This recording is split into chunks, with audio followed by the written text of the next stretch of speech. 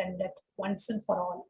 And it is only the Guru who can do this. And Swamiji, shared that for Paramashiva to create, he doesn't need a human body. He can just create with his will. And for Paramashiva to sustain this cosmos, he doesn't need to assume a human body. For Paramashiva to rejuvenate the whole cosmos, he just does it like a play. And for Paramashiva to put us all into delusion, into Maya, he doesn't have to assume a human body. But for liberation, Paramashiva has to come down in the form of a Guru. And only through for the purpose of liberation, Paramashiva has to assume a human body, come as a Guru and liberate us. So, assuming the human body to liberate us all is the just out of pure compassion, nothing else. Swamiji doesn't need anything from any of us. He is one with the entire universe and the entire cosmos. What does he need in that intoxication of the Advaita? But he comes down and even accepts our devotion, accepts our offering, accepts our seva, accepts our puja, just to fulfill us, just to make us feel that, yes, Swamiji has accepted my Pada Puja. Swamiji has accepted my devotion, just to make us feel the Supreme Pontiff comes down and makes himself available for the devotion, to accept the devotion of the devotees. And there was actually one of the devotees from Malaysia had sent a letter to Swamiji. And I had I was at that time handling that particular department. So I had taken that letter and I had shown it to Swamiji. And that devotee had an experience of Swamiji. She had a vision, actually, of Swamiji in her dream as Bhagavan Muruga Subramanya. She had that dream and she had written very detailed. She had written how she saw Swamiji and how she visualized him. And as I was, reading out that letter and, to Swamiji said, there were a few of the disciples around Swamiji at the time. Swamiji said, any devotee, in whatever bhava they connect with me, I respond to them in that same bhava. Swamiji said, if a devotee connects to me that as if I am her mother, right, and she is my daughter, I respond to her as if she is my daughter and I am her mother. If a devotee connects with Swamiji as that Swamiji is my father, then Swamiji responds to the devotee as if that person is Swamiji's daughter and Swamiji is the father. If you connect with Swamiji as if Swamiji is your closest and most intimate friend, Swamiji responds to you as if Swamiji is your closest intimate friend. In whatever bhava that we connect with our Guru, the Guru responds to us in that same bhava to fulfill our devotion. So whatever may be our past and whatever may be our past karmas and all that, the Guru sees us as our possibility. He doesn't see us with the karmic load of the past. He sees what possibility lies ahead of us. And even that possibility is opened. The doors are opened for us by the Guru. So we can take the jump into the ultimate and experience the state, space, powers, being, and superconsciousness of Paramashiva. So just offering our deep gratitude, love, and devotion to Devi Parashakti, and connecting with Devi Parashakti and experiencing her love and connecting with the Guru, offering our gratitude to the Guru. There's a beautiful reference in the Guru Ashtakam that says, Shariram Surupam Tatava Kalatram Yashascharu Chitram Dhanam Merutulyam Manaschena Lagnam Guru Rangri Padme Tatakim Tatakim Tatakim Tatakim. Shariram Surupam, you may have a beautiful body. Tatava Kalatram, you may have a very beautiful spouse. Yashascharu Chitram, your name and fame could have spread far and wide. Dhanam Meru Tulyam, your wealth can be like a Mount Meru. You may have amassed huge amount of wealth like Mount Meru.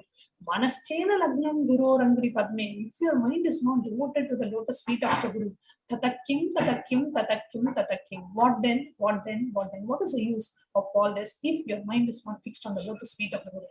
However, if your mind is fixed on the lotus feet of the Guru, even though you may not have the great riches, you may not have everything that you need, but you will just feel that you are the Brahmanyam Bahuputratam. You will just feel you are the favorite inheritor of the cosmos, and everything you need will be manifested much better than what you would have planned or got for yourself. So the only thing that we as disciples of the Supreme Pontiff need to do is just offer our gratitude. Thank you so much. Thank you for happening in our lives. And a ritualistic way to offer our gratitude is the Pratyaksha Pada Puja, coming up on the 28th of December, on the day when the super consciousness Paramashiva assumed a human body as Bhagavan Nithyananda Paramashivam to liberate us all. So let's all offer our gratitude. The offering of Pratyaksha Pada Puja is $1,008, and you can register in the website www.kailasabelgium.com/sevas. The next offering that we have to Bhagavan, our beloved Swamiji, is the offering of the Vastra Seva, the offering of the cloth to the Supreme Pontiff of Hinduism, who is the embodiment of Devi Parashakti herself. So the Vastra Seva, the offering the cloth.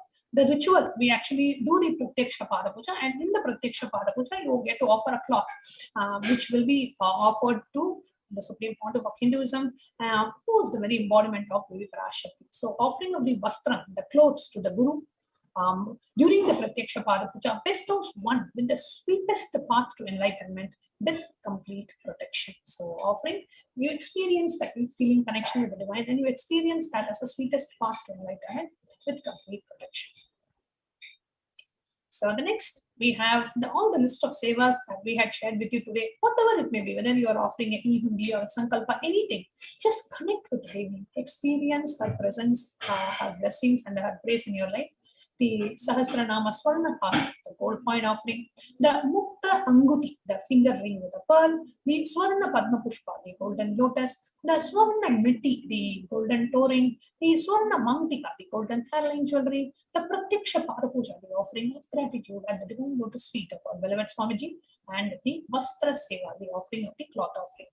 So for any of these offerings, for you to make these offerings, you can go to www.kailasabelgium.com/sevas.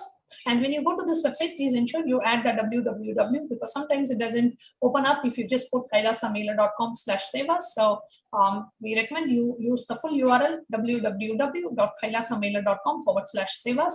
And if you scroll down the page, you will see Devi Parashakti Bhava Samadhi Darshan. And there are 3 steps. So the first step is the intention. Now, what does an intention mean?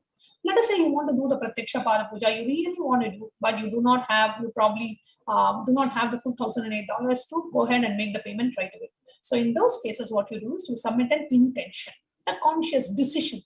Okay, Swamiji, I really want to do it. You please make it happen. So you pray for blessings from the Supreme Pontiff of Hinduism. You make a sankalpa, you make an intention saying, I want to do, but I may have some obstacles and I need Swamiji's blessings to remove those obstacles to be able to make this offering.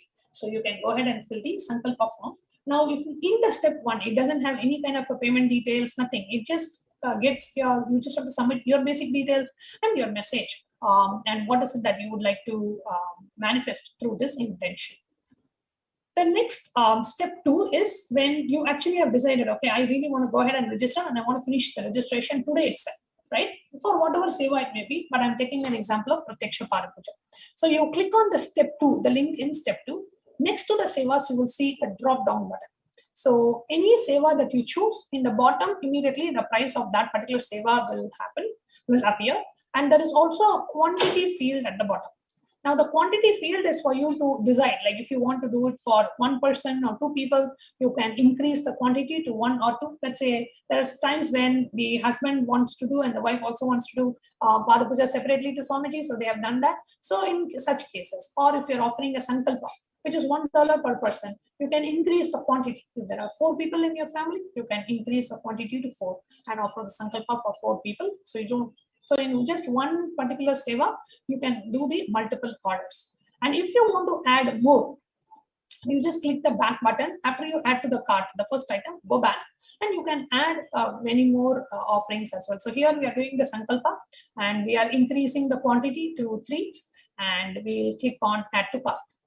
Now, when you click on add to cart, so it is registered as 3 sankalpa offerings. So it will be $3 instead of just $1. So here you see the sankalpa offering is there. And then the bottom, you see the cart totals. What are all the different items of the offerings that you have chosen? And you click on proceed to checkout.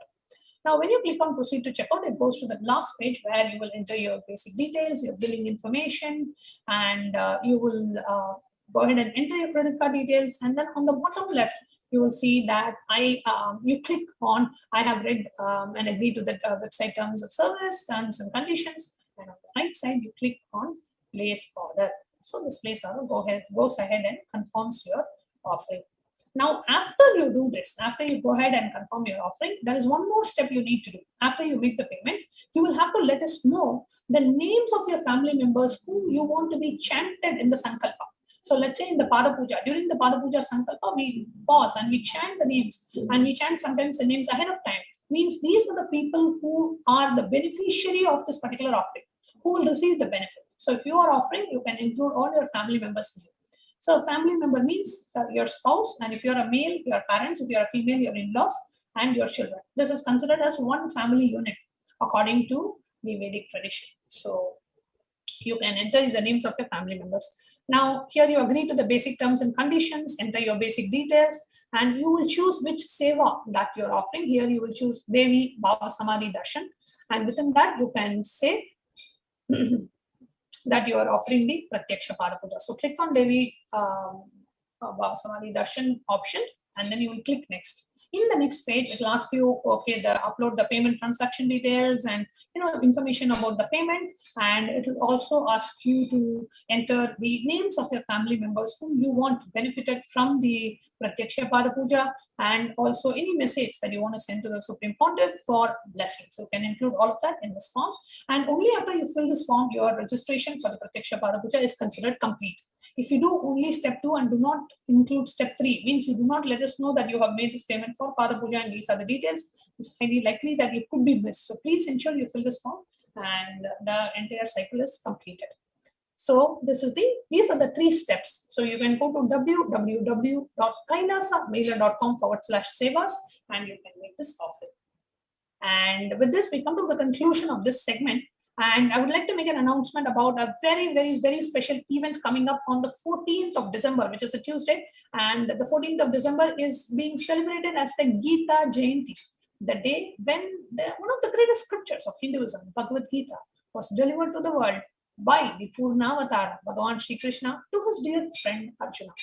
And in the Bhagavad Gita, if you had read, there is a very beautiful chapter which basically dissolves all the questions of Arjuna, who has been questioning and asking Krishna so many questions and doubts. And Krishna is explaining about Karma Yoga, Jnana Karma Sannyasa Yoga, Akshara Brahma Yoga, and Krishna is explaining all this.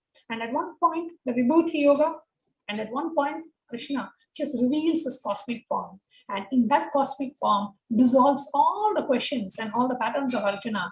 And Arjuna is just soaking in bhakti. That is why you see right after the Vishwarupa Darshan, the 12th chapter is Bhakti Yoga. And Arjuna has now come into a space of deep devotion with Krishna. So on the 14th of December, on the very day when Bhagavad Gita was delivered to the world by Bhagavan Shri Krishna to his dear friend Arjuna, and Bhagavan Shri Krishna revealed his Vishwarupa Darshan, his cosmic form, on that very same day, we are all going to be blessed with the same Vishwarupa Darshan. The Parandama Vishwarupa Darshan, a very special darshan by the Supreme Pontiff of Hinduism on the day 5,000 years back when Bhagavad Gita was delivered to the world. The Vedic tradition has a calendar, and that's Aries in date is coming today. Sorry, it's coming on the 14th of December, and we are having a very special program called the Parandama Vishwarupa Darshan, where the Supreme Pontiff of Hinduism is going to be blessing us with a very special darshan of the darshan of the cosmic form. So do not miss. We are having a very, very, very special darshan, and the program is starting at 4 p.m. in the evening, and the program goes, and from 8 p.m. onwards, the darshan will start. So don't miss it. Do share with your friends, family, everybody. December 14th from 4 p.m. to 8 p.m. is a preparatory program, preparing ourselves to receive the darshan, and from 8 p.m. onwards, the darshan will start. So, and then on the 28th of December, we have the Avatar Day celebrations, a very grand Avatar Day celebrations. We are celebrating as a 21-day event. And starting on the 18th of December, you see the information projector on the screen, the Nithyananda Paramashivam, 18th December 2021 to 8th January 2022. So come and join us for the Avatar Day celebrations and for the Gita Jayanti.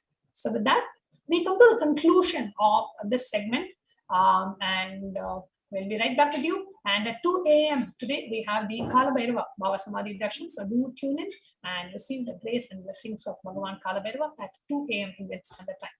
We'll be concluding the segment now with the Purna Mantra and be leading on to the next segment, which is the Satsang, one of the Satsangs delivered by the Supreme Pontiff of Hinduism. We'll be sharing with all of you.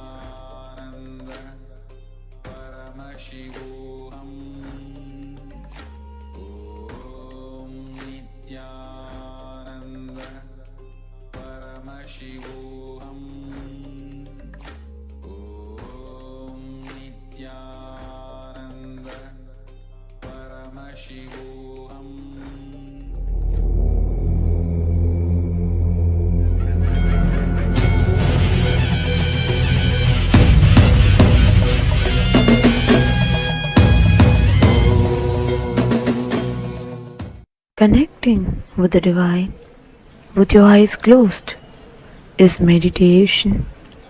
Connecting with the divine with your eyes open is darshan. Come, let us all now move from meditation to darshan. Slowly, very slowly, please open your eyes.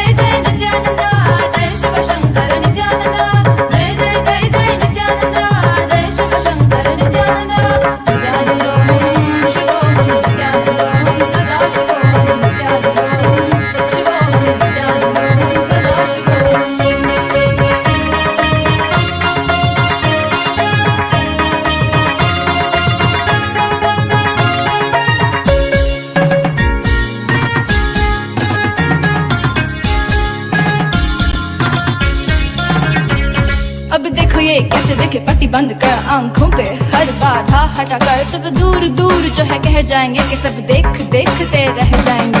Trinetra जागरण जो इसे कहते हैं कथाओं में जो सुनने को मिलते हैं कहने में जो लगे नहीं इतना आसान चुश्चुल इतना भी नहीं मुश्किल बात बनेगी संपूर्ति जब साथ है तो आओ एक दीक्षा की तो बात है सारी दुनिया में मगर एक ही इंसान उप्स नॉट इंसान ये है भगवान। जय जय जय जय नित्यानंदा जय Shiv Shankar Nityananda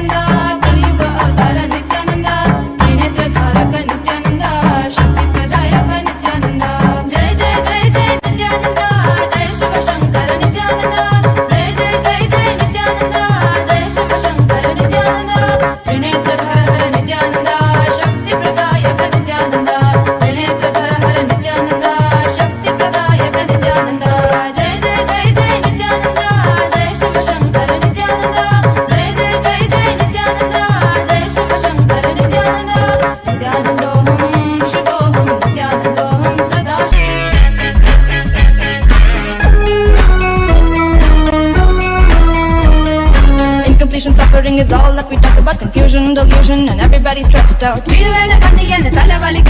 only one to save us is him, there's no doubt.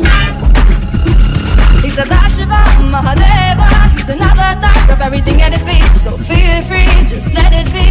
Watch him come while you listen to me.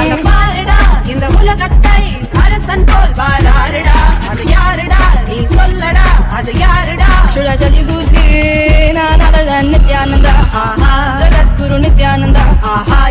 That's right, Paramahamsa Nithyananda.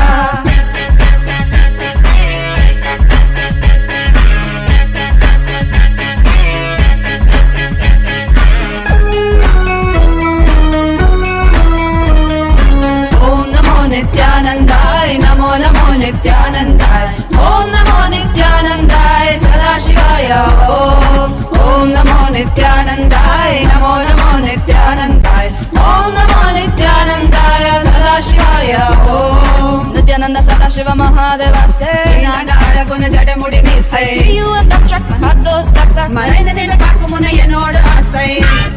Let's sing it once more. Nityananda Sadashiva Mahadeva say, Nada Guna Jadamudi me say, I see you and that track, my heart goes stuck that. Marina Nina Pakumuna Yanoda say. He's a Dashiva Mahadeva, he's an avatar of everything at his feet. So feel free, just let it be. Watch him come while you listen to me.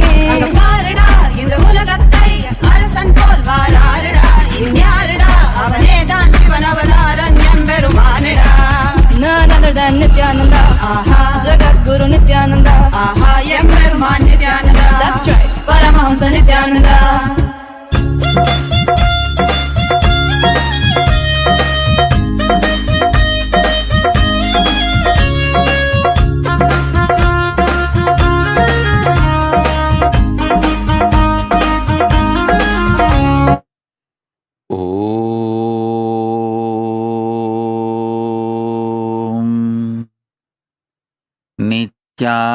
नित्यानन्देश्वर परमशिवसमारम्भाम् नित्यानन्देश्वरि परमशक्तिमध्यमाम् अस्मदाचार्यपर्यन्ताम् वन्दे गुरुपरम्पराम्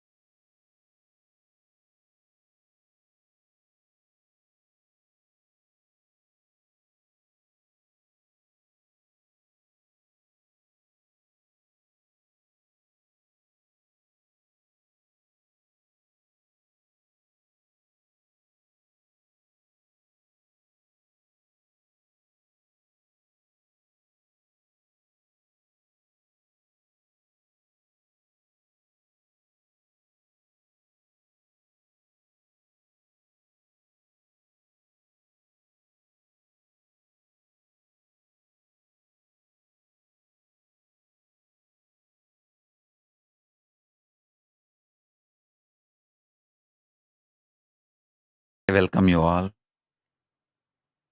with my love and respect. I welcome all the devotees, disciples, Samajis, Satsangis, Srimahans, Mahants, Tanedar Kotari, visitors, viewers, Sarvanyapita Kartas, Yajamans, manifestors, Sarvabarityahis, everyone sitting with us all over the world, Mantreshwaras, Vidyeshwaras, Ganeshwaras, Lokeshwaras, Astreshwaras. I welcome all of you with my love and blessings.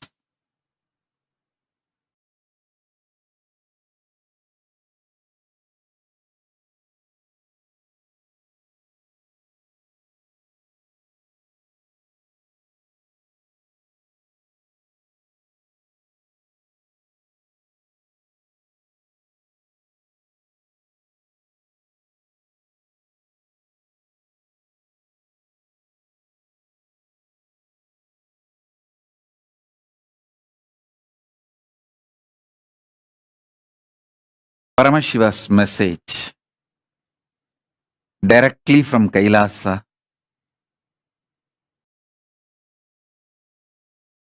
Listen. Reality of the existence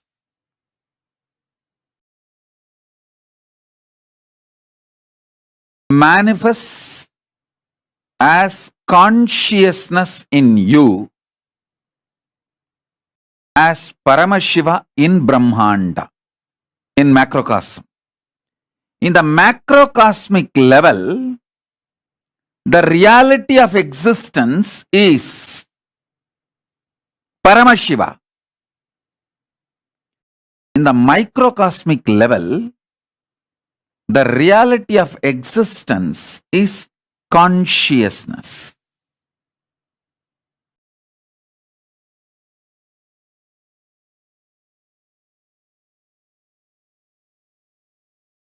Listen intensely.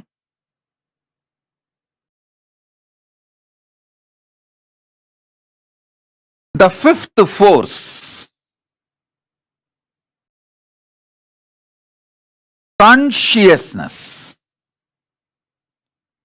Just by understanding the fifth force, consciousness, the initiation can happen in you. Understand? There are some things, once you learn, there is no question of forgetting or going back to the state of ignorance. For example, swimming. Once you learn swimming and start swimming, even 25 years you did not swim, but by mistake, accidentally you fall into the water, simply your body will start swimming. So there is no question of going back to ignorance.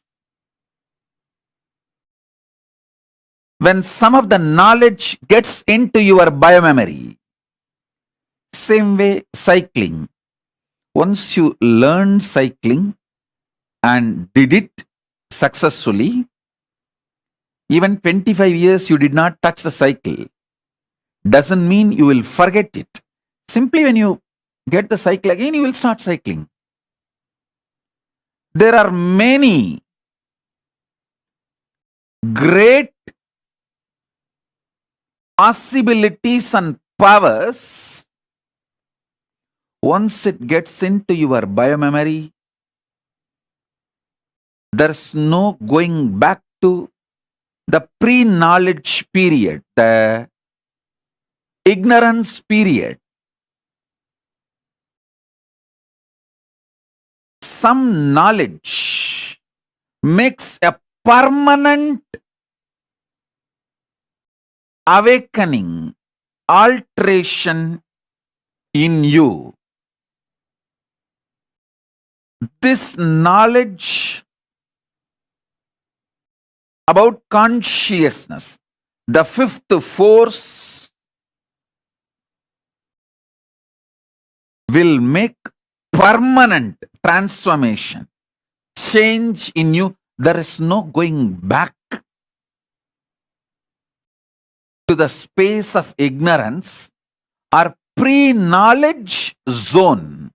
Once you receive this knowledge, there is no going back to pre-knowledge time or ignorance period.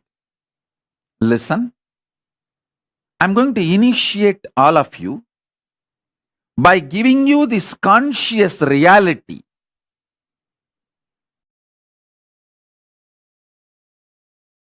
All of you, settle down, preparing yourself for initiation. Keep the Atmalinga next to you. Get your pets, kids, family, team, whoever you want should receive this initiation, conscious reality. If you want, you can light a small lamp. Lighting a lamp during the satsang, offering a betel leaf and betel nut, a coin. These all may look ritualistic, but it will prepare your inner space to receive initiation. You don't need to give $1 or $2 or nothing. Just you can give a penny. The lowest available denomination coin. Because it is not economical value, it's a spiritual value. Understand? It is not at all economical value, it's a spiritual value. A betel leaf, a betel nut, and the lowest available Fine, a lamp. All this does a powerful preparation inside you.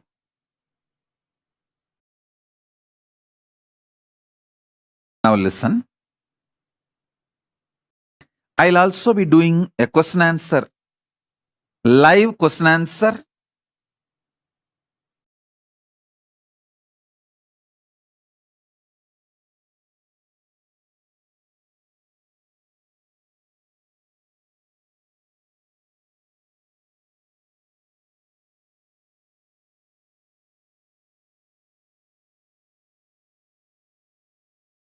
So first thing,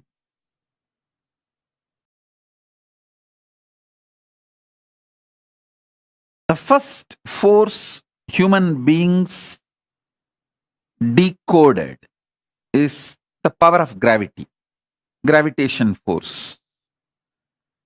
The second one,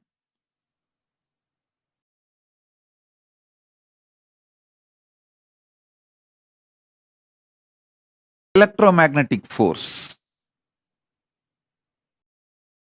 Third, weak nuclear force.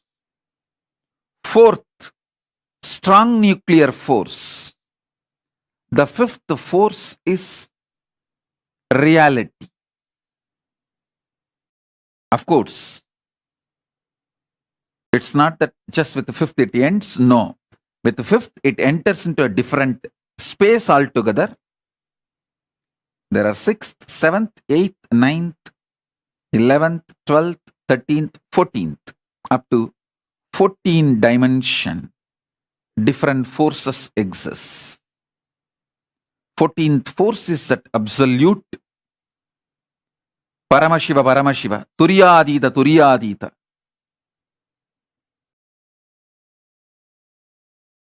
I'll explain the fifth force for now and initiate all of you about the fifth force. I'll reveal the exact Tamil words got revealed to me by Paramashiva, Arunagiri Yogeshwara directly. Still I enjoy Paramashiva as my Guru, Arunagiri Yogeshwara.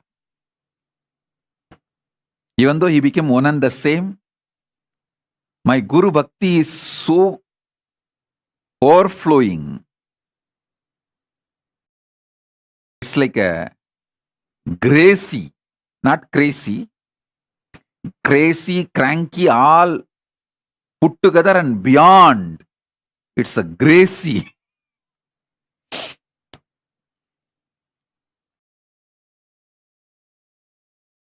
So I enjoy my Guru, Paramashiva, Arunagiri Yogeshwara. புவியீர்ப்பாம் முதல்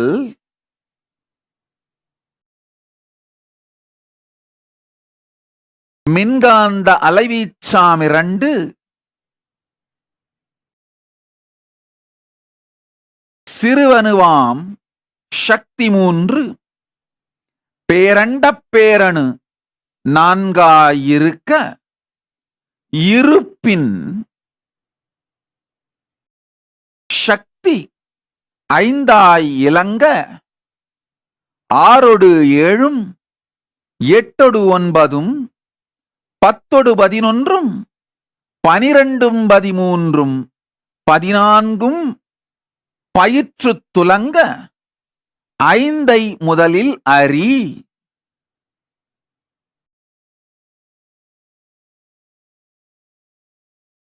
இருப்பின் இருப்பு பிண்டாண்டத்திற்குள் உயிரின் உணர்வாயும் உயிர்மையாயும் பிரம்மாண்டத்திற்குள் பரசிவமாயும் மலர்ந்து இருந்து துலங்குகிறது. Listen.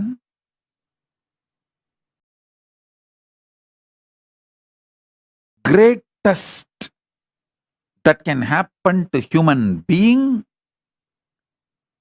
is this conscious reality becoming the existence, part of your existence. Listen, this conscious reality can be part of your existence if you have a direct feeling connection, Guru Bhakti. It can just like a jumping of the flame, transmission of the lamp. Hey, Paramashiva is real. Over. You just know. Swamiji said it. Paramashiva is real. Paramashiva is real. And based on that, your whole cognitive shift happens. Your existence shifts. From that reality, you cognize, exist, act, manifest, gravitate, do everything.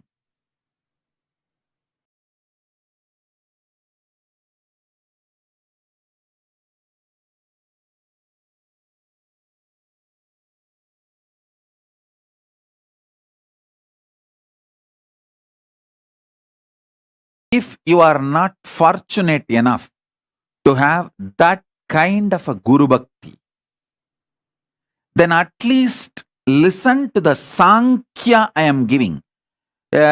Understanding from known to unknown.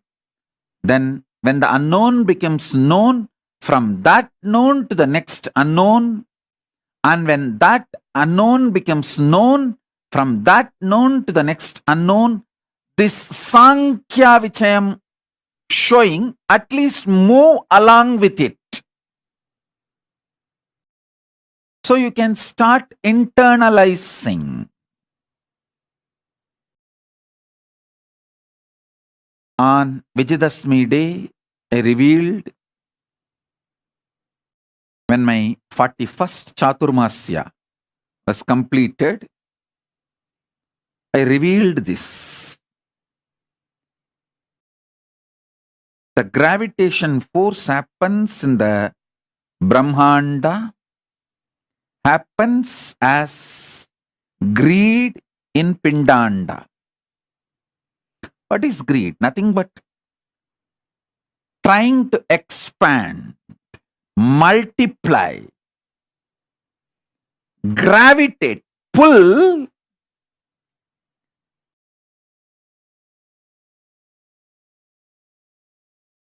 and add what you pulled as part of you. Are you becoming part of that? Please listen. I'll give you like principles. Just pull out what modern science talks about gravitation, theory of gravity, everything, the latest, and what Vedas describe as gravitation and what Vedas reveal about greed. See, what Vedas talk about gravitation and greed. What modern science speaks about gravitation. Take all these three and study. Never go to what modern psychology says about greed. Oh God, that's a worst. Forget about that. At least the science can be accepted little bit as science, but never ever psychology.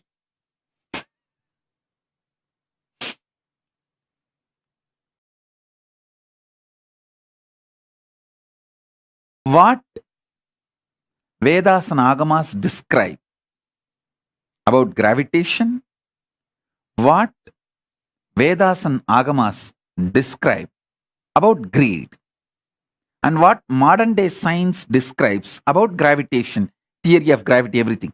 These three, if you study, I think you should do little homework and Google, study, because only when you study, you will develop this Sankhya on your own. You will start having clicks on your own.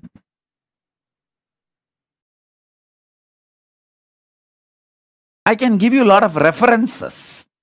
I'll give you the references I have from Rigveda, first canto and 103rd chapter, second verse. Indra, Lord of light and power, like the sun with his actions, waves of gravitation, holds the earth and manifests its vast expanse, striking the electric thunderbolt of his energy. He constantly creates the waters of space.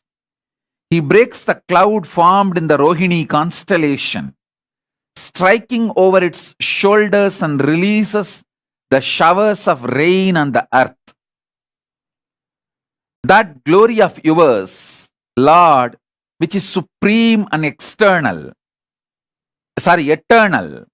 which is essential, subtle and mysterious, and this which is actual and existential, the poets of vision and imagination realize by its manifestations of this glory of Indra. This which is on earth is one and distinct, and the other which is in heaven is distinct and another.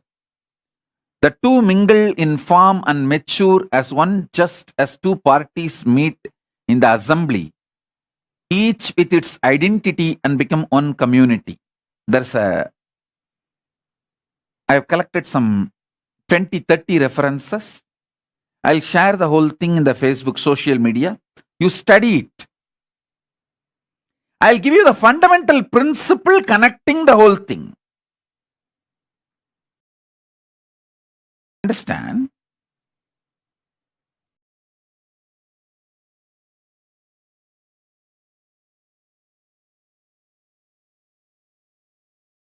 Gravitation in macrocosm, greed in microcosm. Actually, in the initial level, you need to understand our existence is like holographic. Macrocosm's holographic structure is microcosm. Once you evolve this Sankhya, this conscious evolution, and reach the fifth force, you will understand macrocosm is microcosm and microcosm is macrocosm. Consciousness is Paramashiva, Paramashiva is consciousness. Either you need a strong Guru Bhakti, simple obedience to Guru's words, so you click with the truth and it becomes experience in you, or you develop this Sankhya, clarity of the conscious evolution.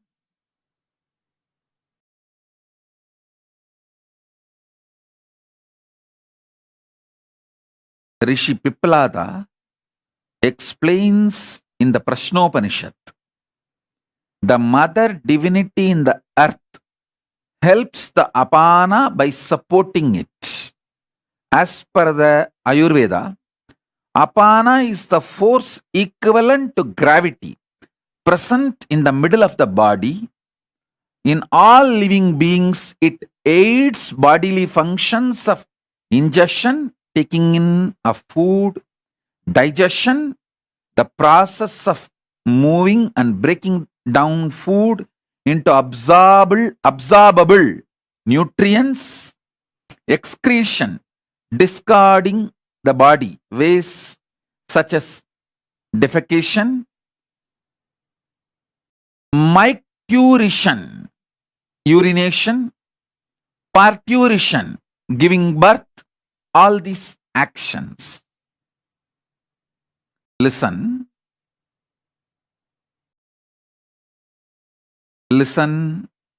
intensely.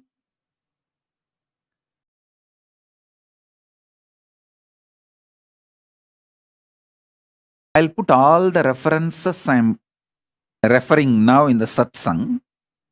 You don't need to worry, oh, Swamiji is giving too many references. I'm not able to recollect, remember. No, I'll put all this in the social media. In the Facebook, I'll upload everything. Relaxed way, you sit and study. Now you receive only the basic principle which I am teaching you. With this basic principle, if you study all these references, your whole head will lit up. Especially if you are living a vegetarian lifestyle, your whole body will lit up. Understand? Vegetarian food, veganism as a reason. Suddenly I started using the word veganism. Because in the West, even the milk is not vegetarian. Desi cow's milk, which is worshipped as Gomata, is vegetarian. The cow should be worshipped as a living being, equivalent to mother. Only that cow's milk is vegetarian. Not any other cows. I am making it very clear. Cow, which is worshipped as Gomata, equivalent to mother. Only that cow's milk is vegetarian. It is considered as vegan. The definition of veganism as per Kailasa.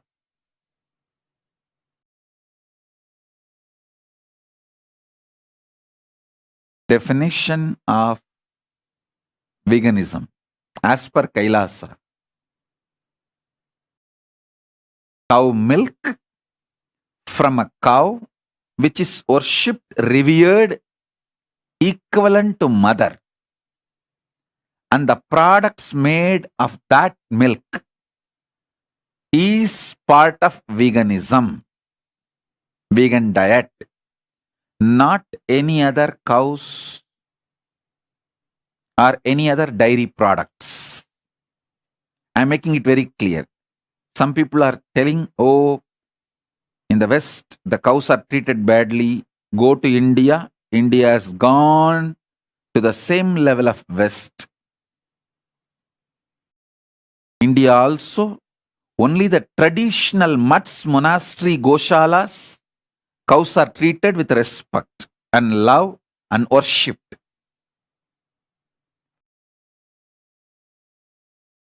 So I am very clearly telling you, all my disciples, if you want to drink milk, any dairy product, have cows in your home. Worship them, respect them, get milk from them. Having a cow in your house will bring Lakshmi, wealth to you. I tell you, the worst thing, the criminal, negligent Hindus,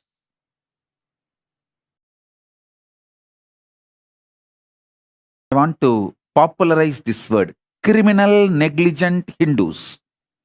If you are seeing, hearing the news about Bangladeshi Hindus are destroyed, and you just keep quiet, eat your shit,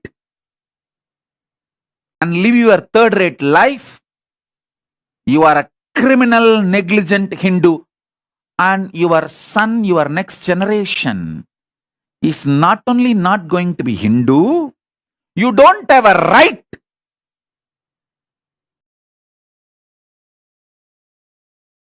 to have someone who is going to carry your name. That's why you are going to lose it. Criminal, negligent society has no right to exist. You have no right to have future.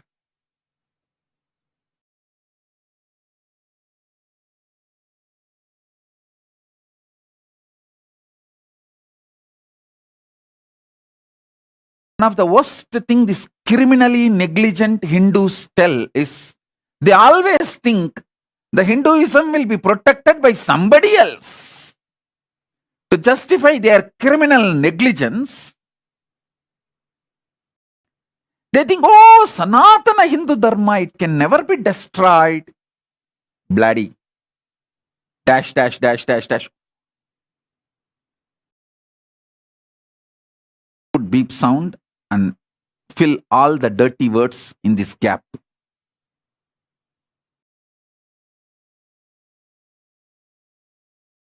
See how much Hinduism was a living experience during your great-grandfather and grandfather, and now for you and your kids. Then tell whether Hinduism can be destroyed or not. It is already. It is there, almost ready for museum. I am not going to let it die. That's different. I am going to revive.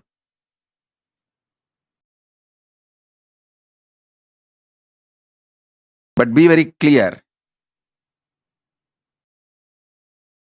The criminal, negligent Hindus. Actually, I want the whole Kailasa should start using this word. We are treating Hindus with a very cute words like, oh, consumeristic Hindus. Hindus are caught in consumerism. That is the real problem. Many anti-Hindu forces are very active. Oh, Hindus are not united. Don't use all these decent words towards Hindus. Use straight word. Criminally negligent Hindus. Always bothered about one degree, one house, one spouse, 2 kids, 2 cars, bank balance. Over.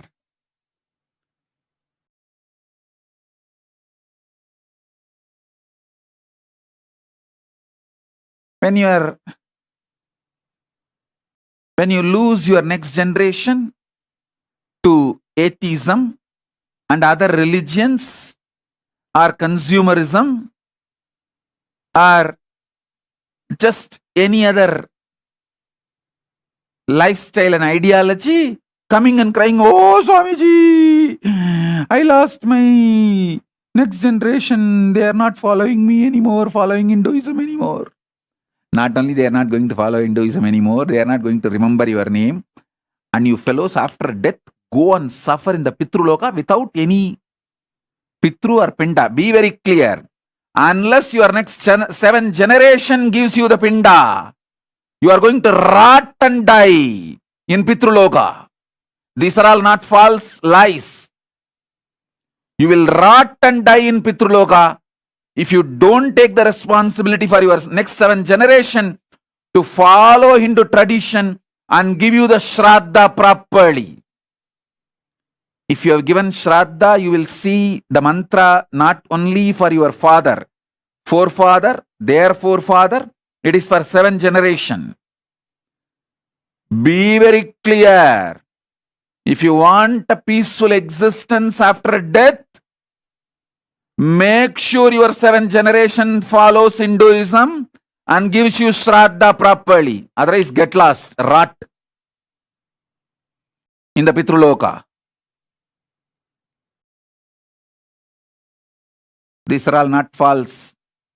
Hey, other religions talk only about one birth and they have their own solutions and all that.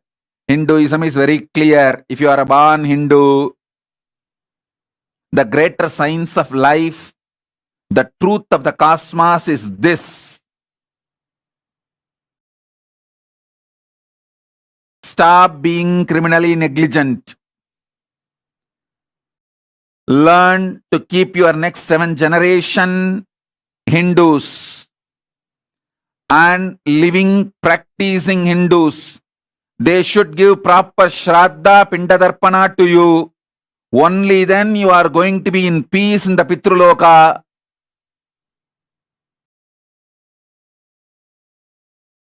I am making it very clear. Anyone comes to Kailasa, I will ask them to have a regular check in the Mahakailasa whether your next generations are following, practicing Hinduism and giving you the Shraddha and Pinda. Only if your next generations are giving you Shraddha and Pinda, you will have a social respect in Kailasa. I am talking about Mahakailasa itself. Otherwise, in Mahakailasa, people will laugh at you. Your grandson did not send you the Pinda now this year. Over. Next 7th generation should give you Shraddha. So next 7th generation should follow Hinduism. Take collective integrity responsibility for that. Criminal, negligent, dash.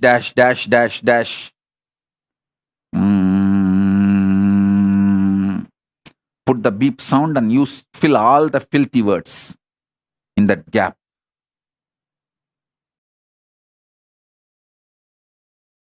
Criminal, negligent Hindus started believing, having a cow in the house, doing everyday puja, these are all waste of time, takes away too much energy.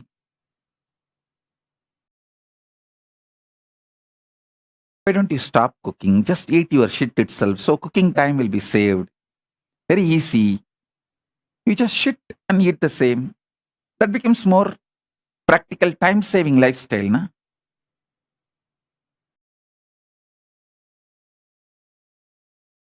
I tell you, I am born and brought up in a house where my grandparents used to have a cow in the home just to milk every day and use for puja, offer to Paramashiva and Shiva puja and take it to temple.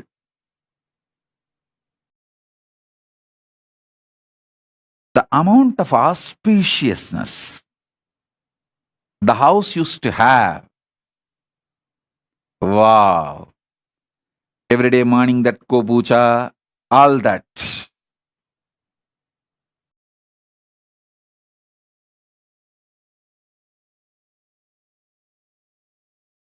Don't try to come and tell me, in US we cannot keep cows. Then get lost and go to a country where you can keep cows. Life is not all about the 70 years in the planet Earth. Life is large.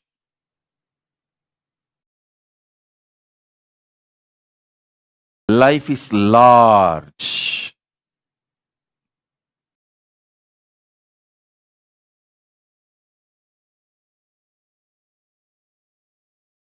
A house where the cows live, puja happens every day.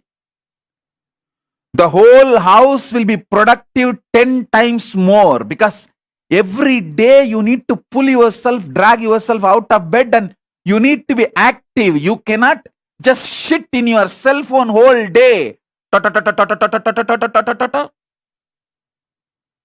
Now the next is coming, multiverse. Literally kill you into your screen. The relationship between you and the reality will be reduced 90% more the moment multiverse is launched. The companies which launches multiverse and runs, they will become trillionaires. You will become so poor with the life. Your relationship with reality will disappear. I tell you,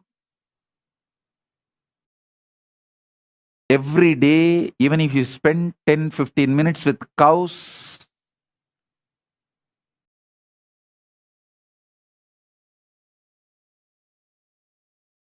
either milking or just hugging, doing puja, cleaning, it brings so much healing in you, so much compassion in you, so much completion in your way of relating with life. All husbands who have problem with the wife's violence, if you feel my wife is violent and she is not listening to me, same way all wives, if you feel your husband is very aggressive, abusive type and he is not settling, just get a cow to a house, start caring. You will see how much both of you will be healed inside. I tell you, these are all not lies or some cheating techniques. One cow in the home will bring so much completion between the family, so much attitude, right life positive attitude towards existence. A house in which the Go Puja happens, Shiva Puja happens. When I reveal this truth's reality, simply it will become reality for you, initiation for you.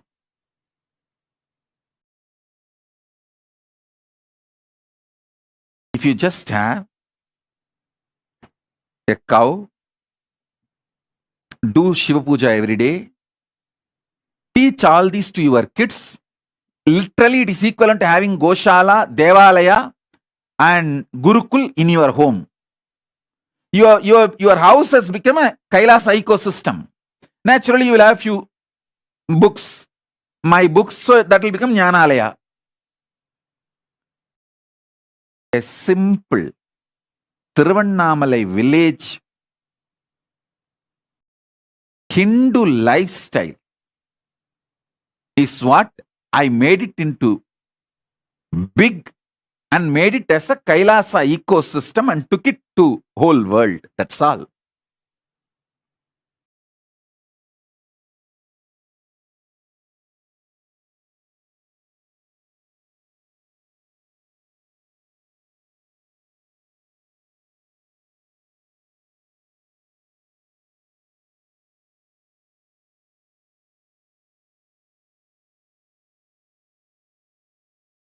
Life is not just 70 years. So listen to what I am trying to explain. And I tell you, I am very practical person. You see, I am a workaholic person. I will neither waste my time nor teach you to waste your time. I can give you statistics for now. How many hours you are productive? Spending for wealth creation, spending on having sweet family, spending on entertainment. How many hours per day you are totally alive? Just bring the life of Ko Puja, means bring one cow to your home, and start maintaining it. Bring Go Puja and Shiva Puja. You may think, oh, this Go Puja and Shiva Puja will take at least 1 more hour of my time. No. Now, if you are active every day, 5 to 8 hours, if you bring Go Puja and Shiva Puja, 1 hour extra work, I promise you will be alive and active 18 to 20 hours a day. Yeah, I am telling you.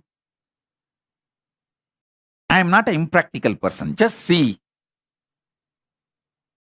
See my life. ஒரு டீனேஜில் வீடு வீடா பிச்சை எடுத்து ஹிந்து மதத்துக்காக ஒரு வீடு கட்டிட்டேன். 20s தெருவா பிச்சை எடுத்து ஹிந்து மதத்துக்காக ஒரு தெருவே கட்டிட்டேன். 30s ஊரா பிச்சை எடுத்து ஹிந்து மதத்துக்காக ஒரு ஊரையே கட்டிட்டேன். 40s நாடா பிச்சை எடுத்து ஹிந்து மதத்துக்காக ஒரு நாடே கட்டிட்டேன். நான் பிராக்டிக்கலான ஆளப்பா.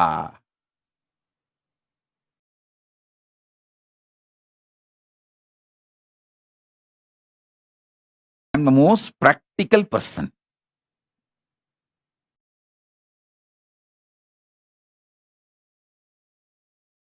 And I work not just 20 hours a day, almost 24 hours. I constantly make myself available for the Sangha, Kailasa, and make the whole Kailasa also work.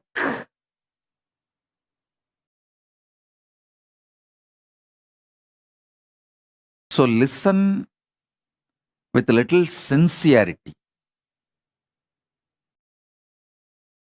You are active, intelligent, working. Hour per day will increase 150 to 200% if you bring Go Puja and Shiva Puja in your life, and I am responsible for what I am uttering. I am responsible for what I am uttering. Because this all makes you more active, alive. Keeps you connected to reality.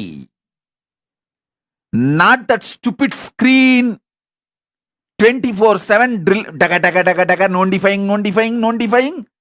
That cell phone and your stupid screen.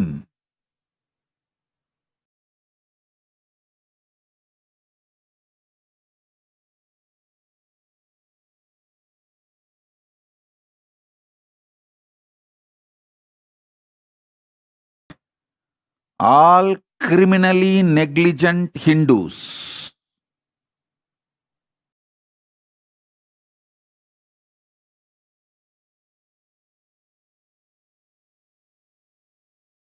wake up,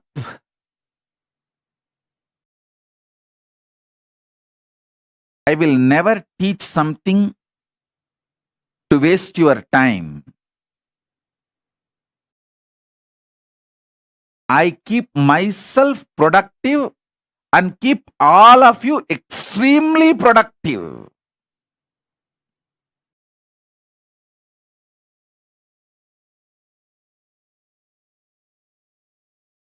Hugging a cow removes, hugging a cow and doing Go Puja. If you spend 10-15 minutes a day, it takes away almost 4-5 hours of boiling violence in you and keeps you cool, sweet for 4-5 hours, makes your 4-5 hours very productive and able to relate with people. Especially this pandemic, how you all got broken, mentally broken. That is why during this pandemic, Pralaya time, any of my Kailasavasis, Adinavasis, anything they told me, I don't believe. I just put the whole blame on pralaya and tell them, okay, it's okay, kids are going through pralaya, let's leave it. Let's not give meaning to the words they are uttering, because even they don't know what they are uttering.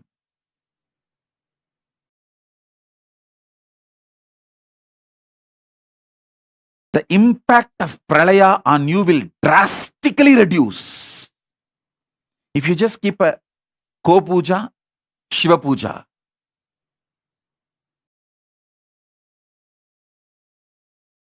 Tim Williams is asking, we are not allowed cow in home. What else can we use? No, just leave that country and go to a country where the cows are allowed. Kim Williams is asking a question. We are not allowed cow in home. What else can we use? Just go to a country where you are allowed to have cows in your home. Drop that country, that's all. Why people change countries for the job, for even sometimes food and alcohol, wine? Why don't you change the country for life? That's all.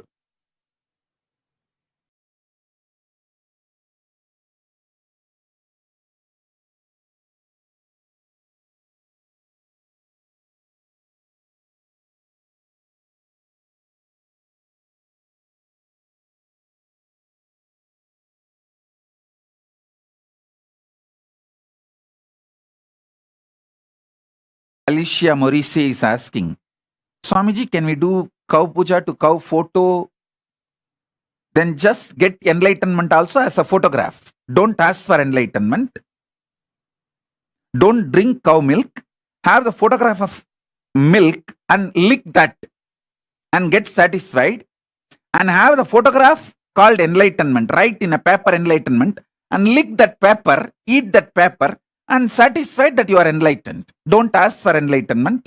Don't ask for cow milk.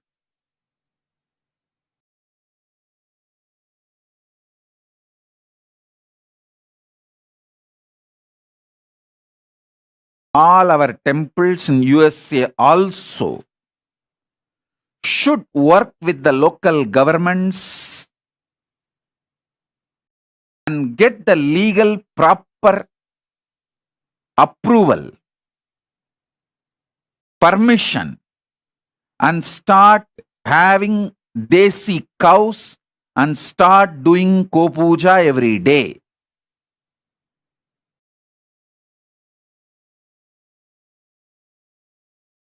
To set a trend. To set a trend.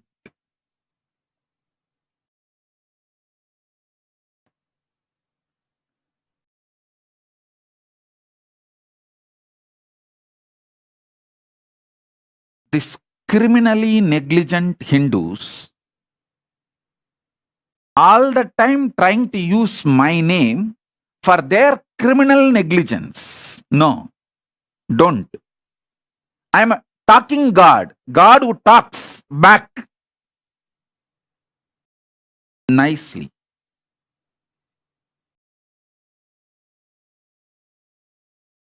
So you can't use me to justify your criminal negligence.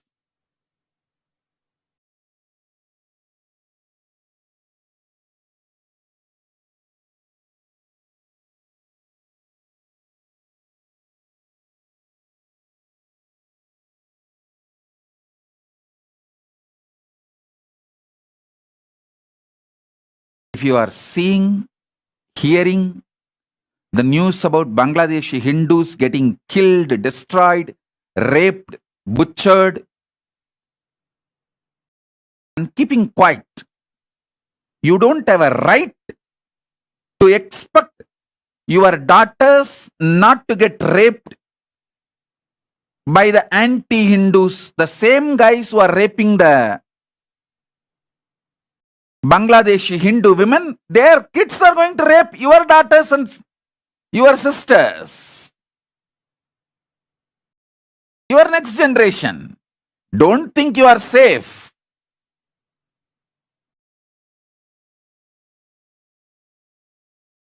"100 years before, when Afghanistan Hindu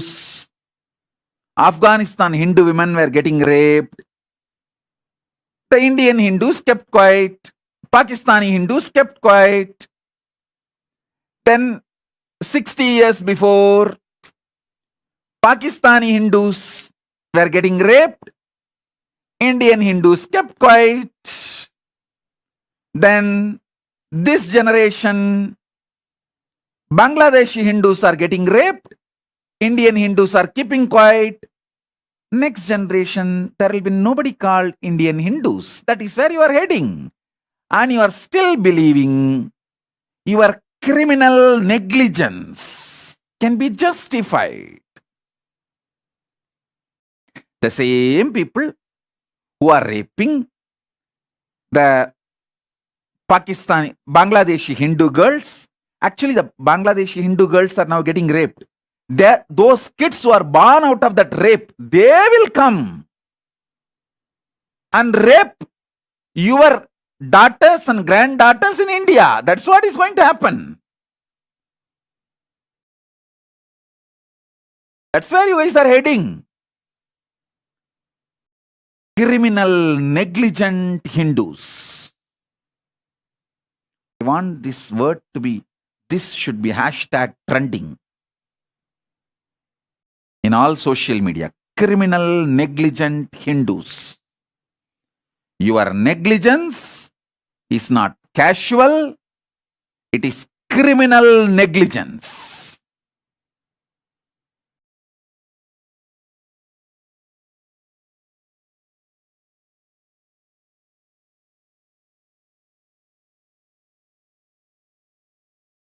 Last, your lifestyle. You know, funny thing, my grandfather had cow in the home and did Ko-puja, Shiva Puja. Not only the Ko-puja, Shiva Puja both stopped after my grandfather passed away. Now, next generation, I can't even tell them. I can't tell even in the family in which I was born and brought up. To them, even to them, I cannot advise. No, you guys are doing something wrong. We should bring the Ko-puja, Shiva Puja back in our life. We should continue. All this should not discontinue. They say, Swamiji, we will hand over the deity to ashram. You please take it and you do it, Swamiji. We will pay the money for cows to you. And you please buy a cow in our name and keep the cow in the ashram, and you maintain the Goshala and do Ko-puja. And no, they are all very sweet people. Swamiji, how much money we need to give for one Godana? And you buy the cow and keep in the ashram and maintain, Swamiji, and bless us with that punya.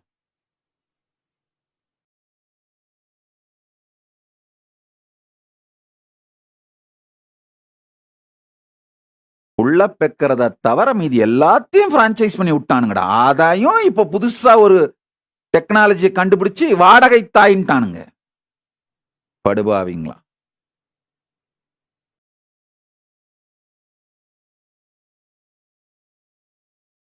லைஃபை franchise பண்ணி விட்டு போய் படுத்துக்கிறதான சுடுகாட்டுல சுகமா இருக்கும்ல.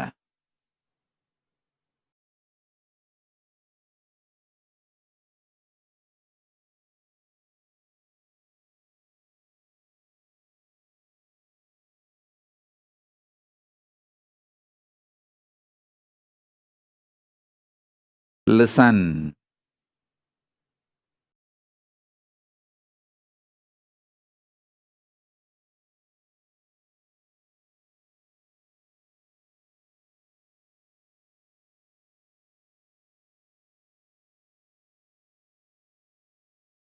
All Hindus, listen. Your negligence is crossing all limits and becoming criminal negligence.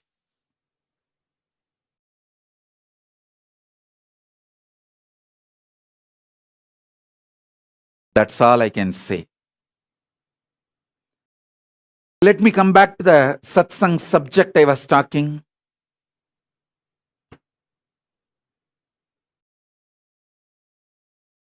electromagnetic force in the Brahmanda is the fear in Pindanda. I have spoken elaborately about fear from 2002. Listen, in 2002, my earliest satsang recordings available.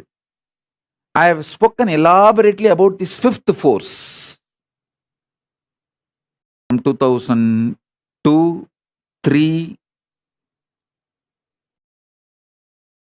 you can hear my satsangs on this fifth force, consciousness.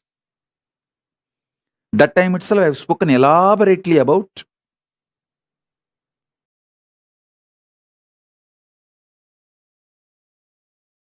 fear and how it is connected to electromagnetic force. The electromagnetic force happening in the macrocosm,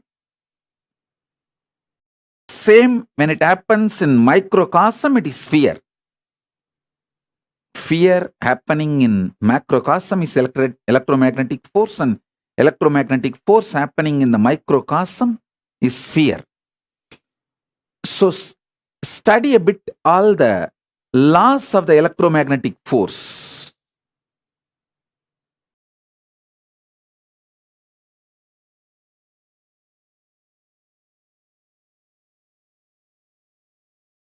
And I've elaborately defined the principle of fear from 2003, and it's all available in the YouTube. Spend little time in organizing. I tell you, if you study on your own, based on this principle, understanding electromagnetic force, you can just Google. It's not that it's all not available. Understand electromagnetic force and understand fear and try to see how it connects. When you get the clicks, it becomes part of your very biomemory. It is like you build a muscle memory with that great truth. Vinesh actually works out all the time when he is listening to satsang. I'm very happy about it because all these ideas will get into the muscle memory.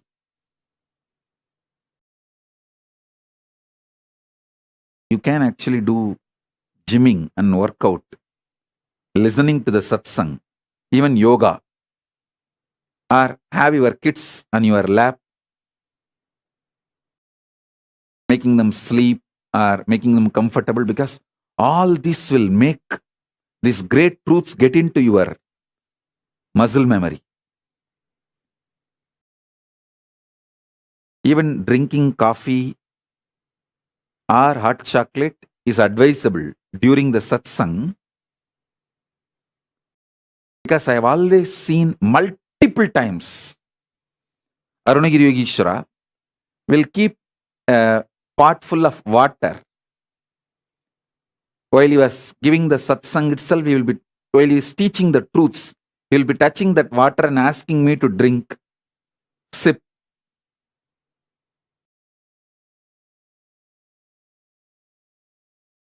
Because this satsang time, literally, your consciousness get impregnated by Paramashiva's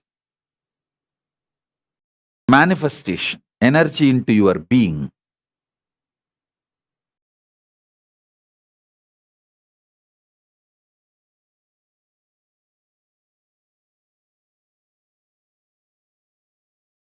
Some of the stupid, criminally negligent Hindus come and tell me, "Oh, Swamiji, these ISKCON people have Goshala, maintain cows, but all that takes too much time, waste of time. It is not productive. We can just buy the cow milk from the shop and from the mall and do Abhishekam. Why should we have cows?"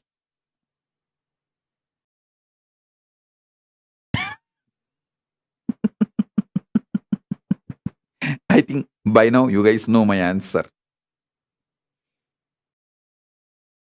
Why? If you want an answer, why ISKCON temple inspires thousands of people to live Hinduism, and why the so-called modern day doctor-run temples in US? What is doctors-run temples in US? No, all these Telugu doctors. No, I'm not blaming them. They are good people, and they make a lot of money, and they can't forget Venkateshwara. They can't go regularly to Venkateshwara, so they put a temple here and give money.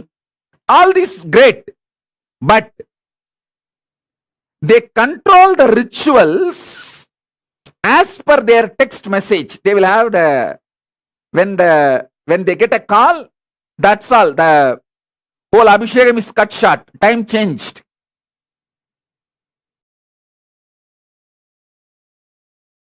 Priority is given to everything other than God. It's not actually when Venkateshwara should have Abhishekam. Ramanuja has decided already. You can't decide based on the medical emergency calls you get.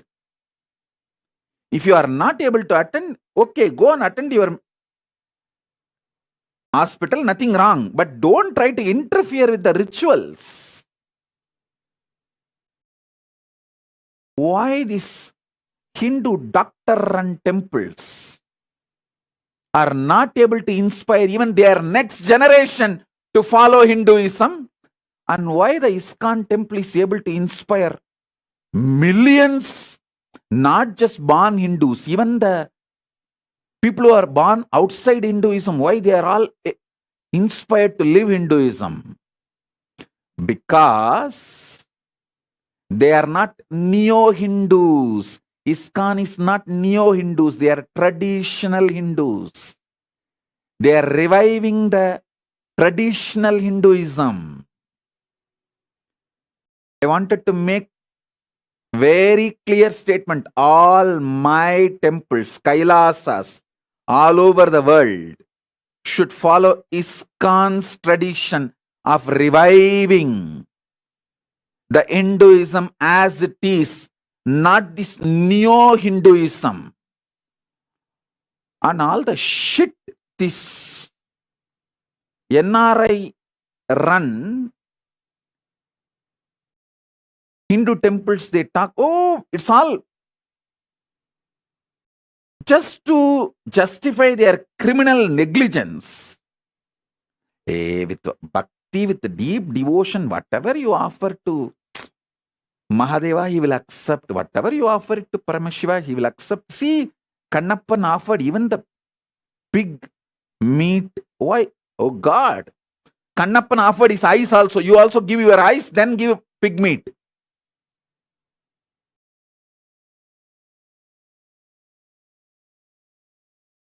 Don't try to use Kannappar for your violation of the Agamas.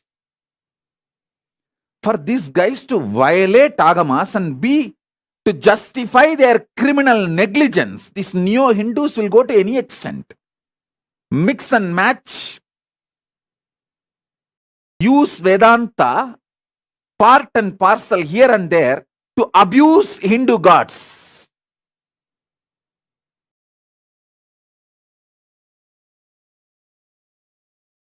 I want all my temples, Kailasas, all over the world. I want all my temples, Kailasas, all over the world. Listen to this. You will follow the footsteps of ISKCON and revive authentic Hinduism as it is from Vedas and Agamas. You will not follow the shit of this neo-Hindu modern run.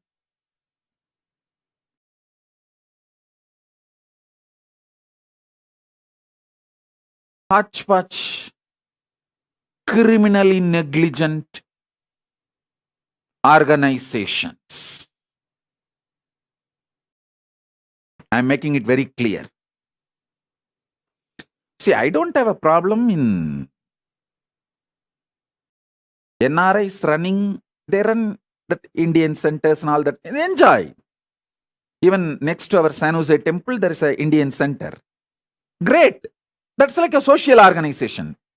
Gather, enjoy, know each other, help each other in business. It's a wonderful thing. I liked that very concept. When you help each other in business and you get to know the families, making new friends. It's so beautiful. That Indian centers, great. But temples are temples. The temple science is different. Don't try to make the temples as community centers.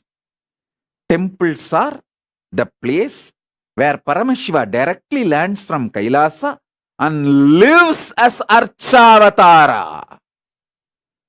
Lives as Archavatara. Listen. Listen. Temples are place where God lives. Hindu temples are not Hindu religious organizations. It is the place where God lives. That's why when sometimes people say, oh, I'll be directly connected to Swamiji, but I don't want to go to temple and volunteer. I tell them, no. I live in temple. You serving the deities is directly serving me. Bhakti should be deity based, not mental based. Mental fellows. Bhakti should be deity based.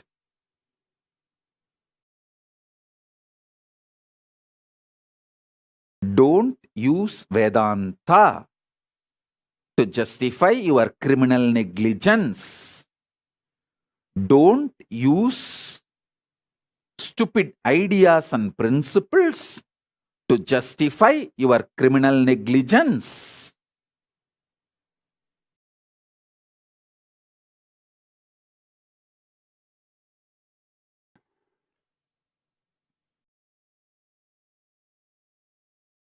Spend little time.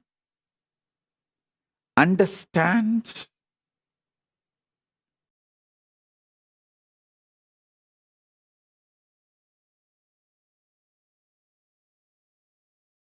the principles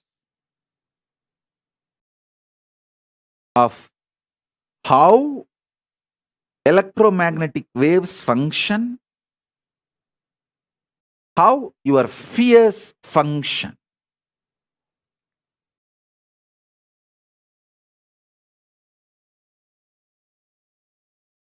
You will have so many clicks, revelations.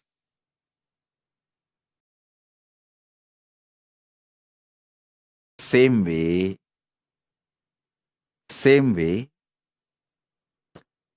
understand all the principles related to quantum physics and soft nuclear power.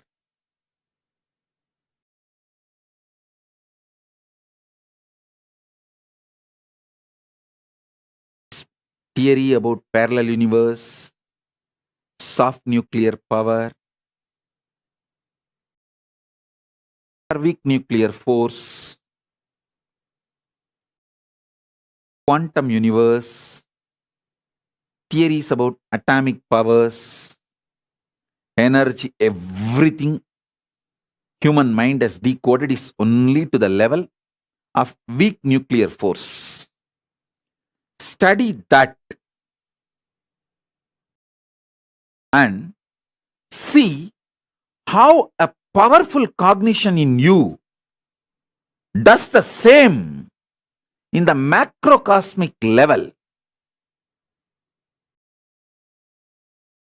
If you study these three, by then you would have developed a beautiful Sankhya, the conscious conclusion method, how a knowledge can be arrived from Shastra Pramana, Apta Pramana, Pratyaksha Pramana, with our own Atma Pramana, and made into Sakshi Pramana, you will start developing that conscious methodology. See, either you should have a deep feeling connection where I can just initiate you and give you this as a gift, or you have to develop this conscious way of coming to conclusion, cognitions, right powerful cognitions on your own. In these two, someone has to happen. Some one thing has to happen.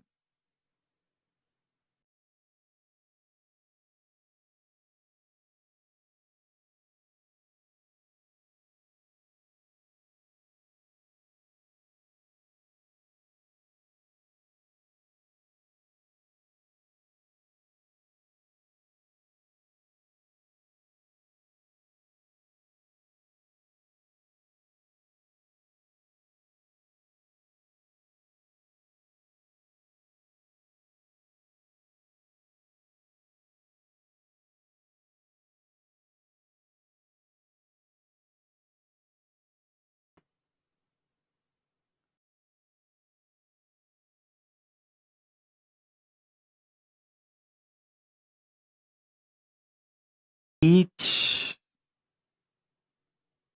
powerful cognition which becomes part of you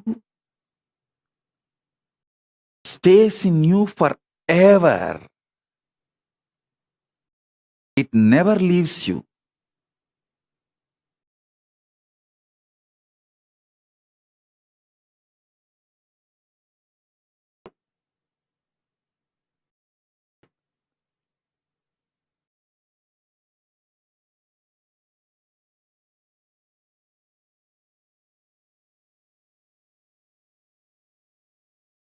Annamalai Swamigal very beautifully told me once, I think he's from a Brahmin family, he's born and brought up. Maybe, I do not know exactly, but the way he talks is that elite, highly spiritually evolved, and that family background, I feel it must be the Brahmin background because the language and everything. Once I asked him, Swamiji, will this enlightenment experience leave? He just patted on my back and said, "Hey, தொட்டு காட்டினது சுட்டு போட்டாலும் போவாதடா, போடா போடா." I'll translate in English. He says, once that touched you and shown as a revelation, even if you are burnt, it will not leave you. தொட்டு காட்டினது சுட்டு போட்டாலும் போகாது, போடா போடா.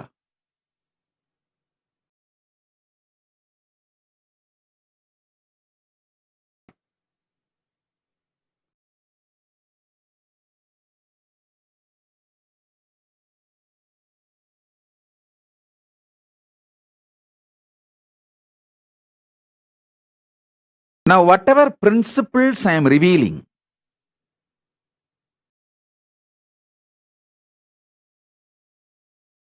take this and do little homework. Enough we wasted our time in criminal negligence.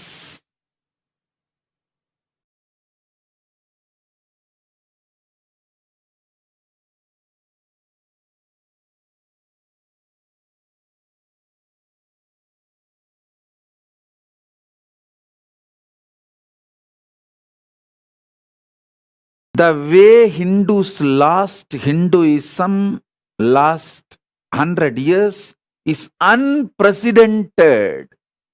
Listen, unprecedented.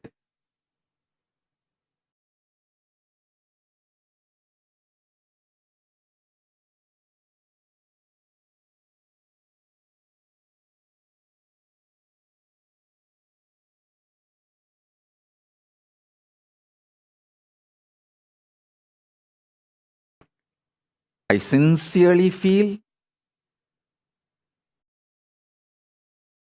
it is time to stop the erosion and revive the original Hindu principles as per Vedas and Agamas.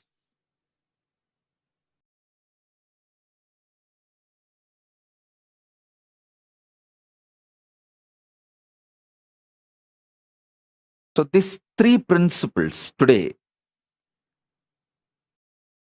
you start internalizing. I have a lot of references about all these three. I'll upload everything in the Facebook. Take it all and start doing Vakyartha Sadas. Then I'll give you more details about how the initiation and strong nuclear force works. Everything you know about strong nuclear force, collect them. And everything I have revealed about initiation, collect it and see how exactly this is the way your experience is.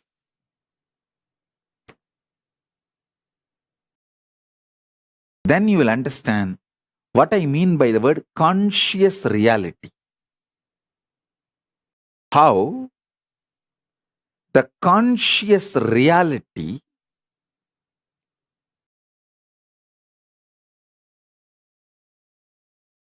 in macrocosm manifests as consciousness, and in the microcosm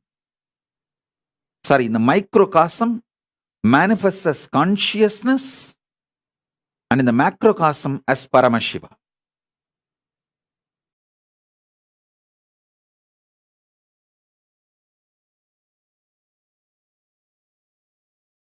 You have to see my body language also, along with words.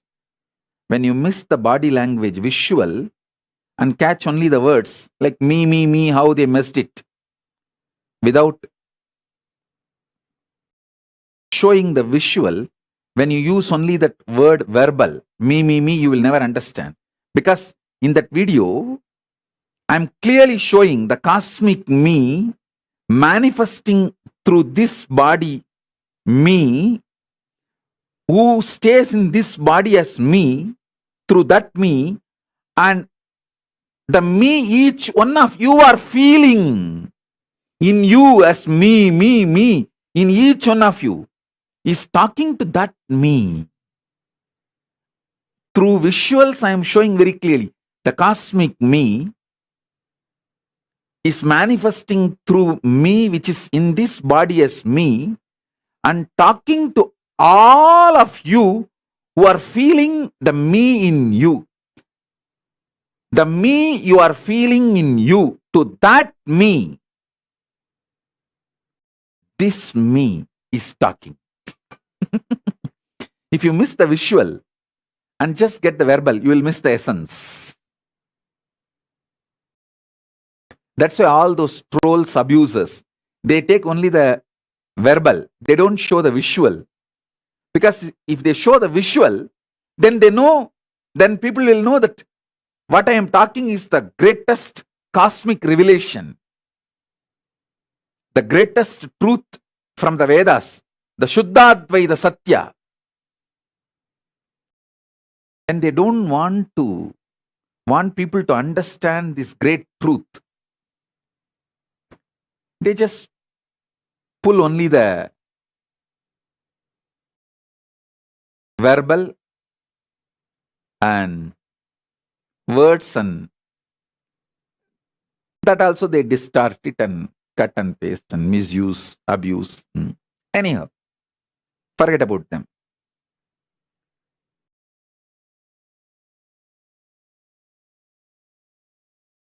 Let me talk to people who want to use me properly,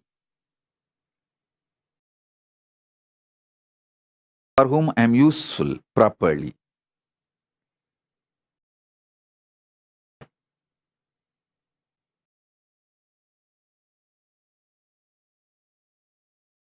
Fifth force, reality. It's actually like a awakening, sudden awakening. Yes, hey, the reality is Paramashiva. Anyone awakens to this truth, understands the larger life. Life is not this just 100 years you carry in your body. Life is not longevity. Longevity is not life. Be very clear. I saw the news article that Corona has reduced the average lifespan of the whole humanity by 2 years. Can you imagine? The average lifespan of the whole humanity is reduced by 2 years. It is not just only the people who suffered with Corona. Corona and all the side effects of Corona has reduced the whole life expectancy of the human beings on planet Earth by 2 years. Oh God, can you imagine? I was shocked when I read that. But the report is very authentic by the people who are doing a sincere work, who have data, information, facts, and came to conclusion with in a very scientific method, in a very systematic way.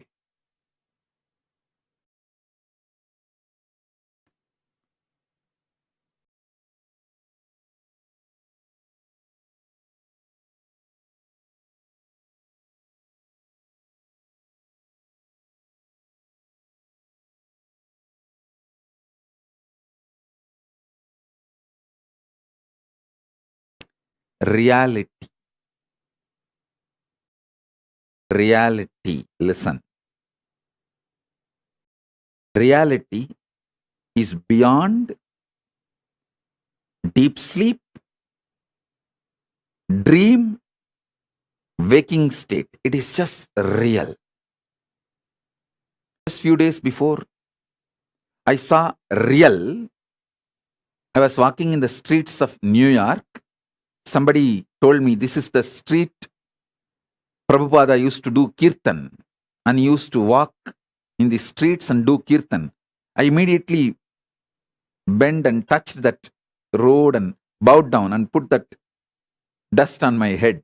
I saw it is reality. So I know very soon I'll be visiting New York, especially that same street I'll be walking and touching the road in which Prabhupada used to walk and have kirtan.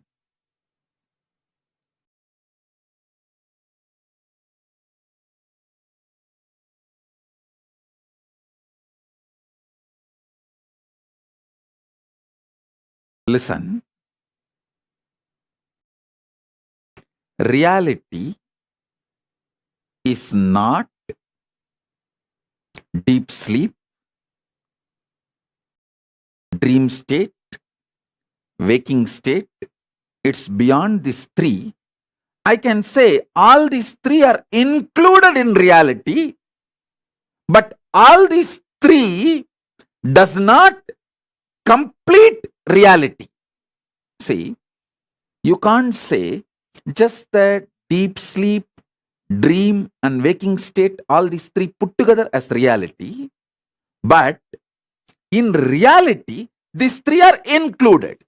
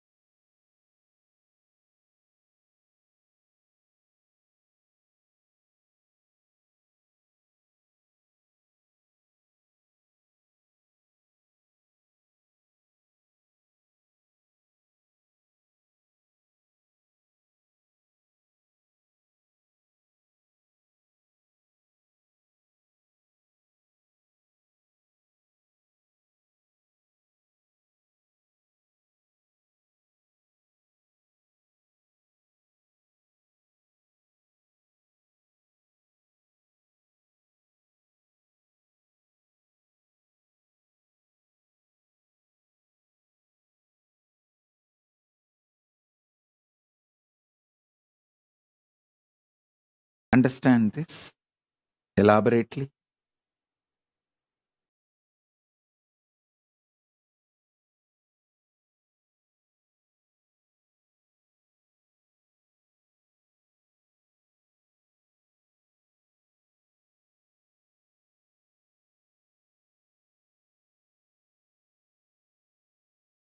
Walk through the Sankhya, the conscious cognition process. That's the exact translation I will provide for the word Sankhya. Sankhya is not mind-building method. It is conscious cognition building method, conscious cognition conclusions building method.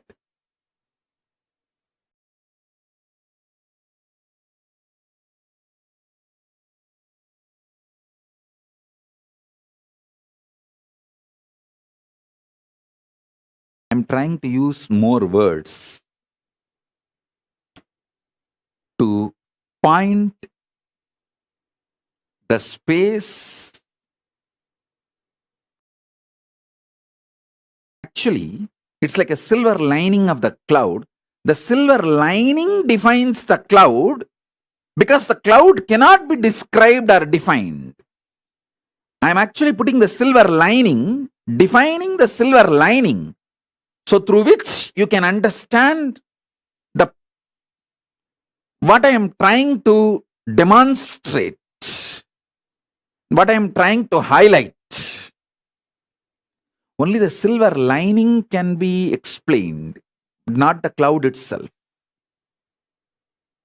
Same way, I am explaining the borders. So you will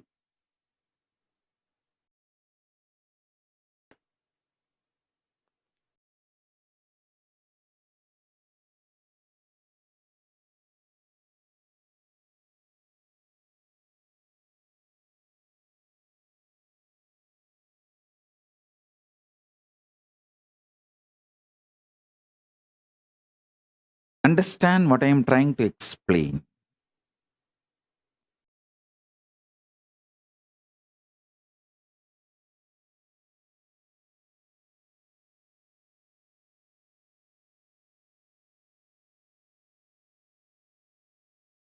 I'll actually continue to answer your questions live. I'm seeing questions from Facebook, YouTube, Twitter, WhatsApp, Instagram, everywhere. The live questions. Ma Nitya Priya Premananda is asking, I sometimes have dreams about you. How to know if this is a dream or reality? Listen. This answer is for all of you. Listen. When you remember the dream back, do two things. Try to remember whether it was color dream or black and white. If you feel you are able to remember the colors of the dream, it's a vision.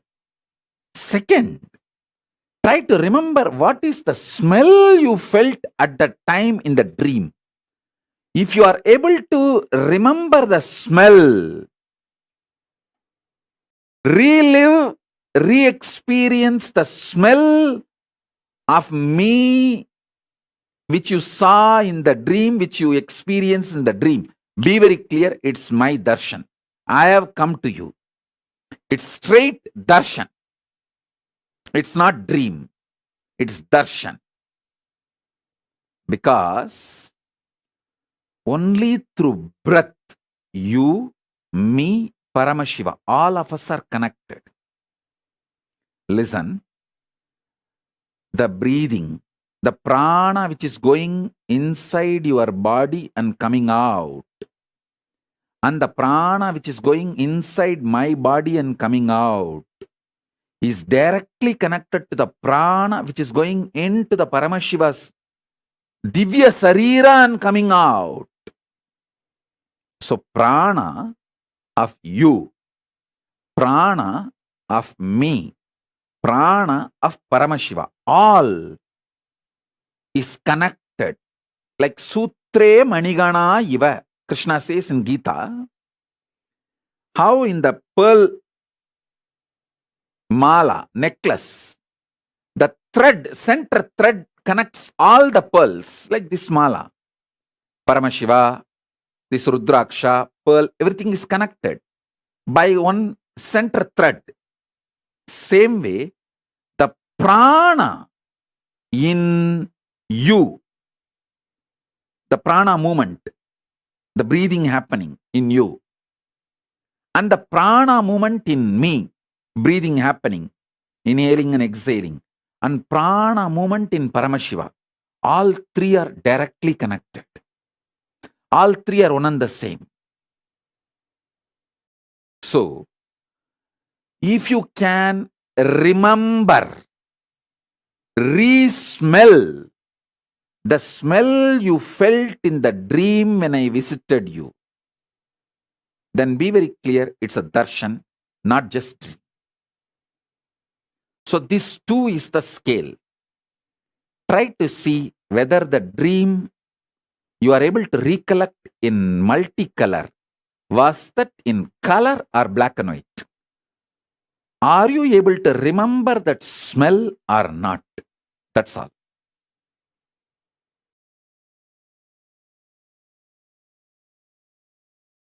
Mohit Gupcham Chandani is asking, Nithyanandam Swamiji, electrostatic force acts between opposite charged particles. Does this mean positive thoughts will attract negative thoughts? Listen very carefully.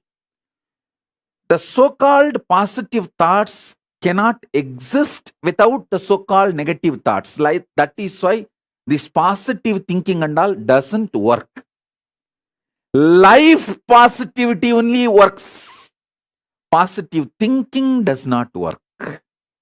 Life positivity is different from positive thinking. Be very clear. Positive thoughts and negative thoughts will always coexist. Life positivity is the foundation. That's a constant. If you study the electromagnetic forces laws, electrostatic forces laws, all the principles, the constant is life positivity. There is no life negativity for life positivity. But there is negative thought currents for positive thought currents. Both are centered on constant, which is life positivity.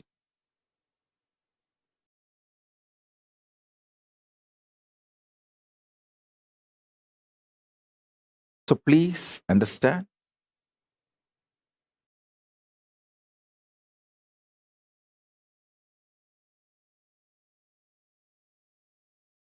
When you feel you are a broken part,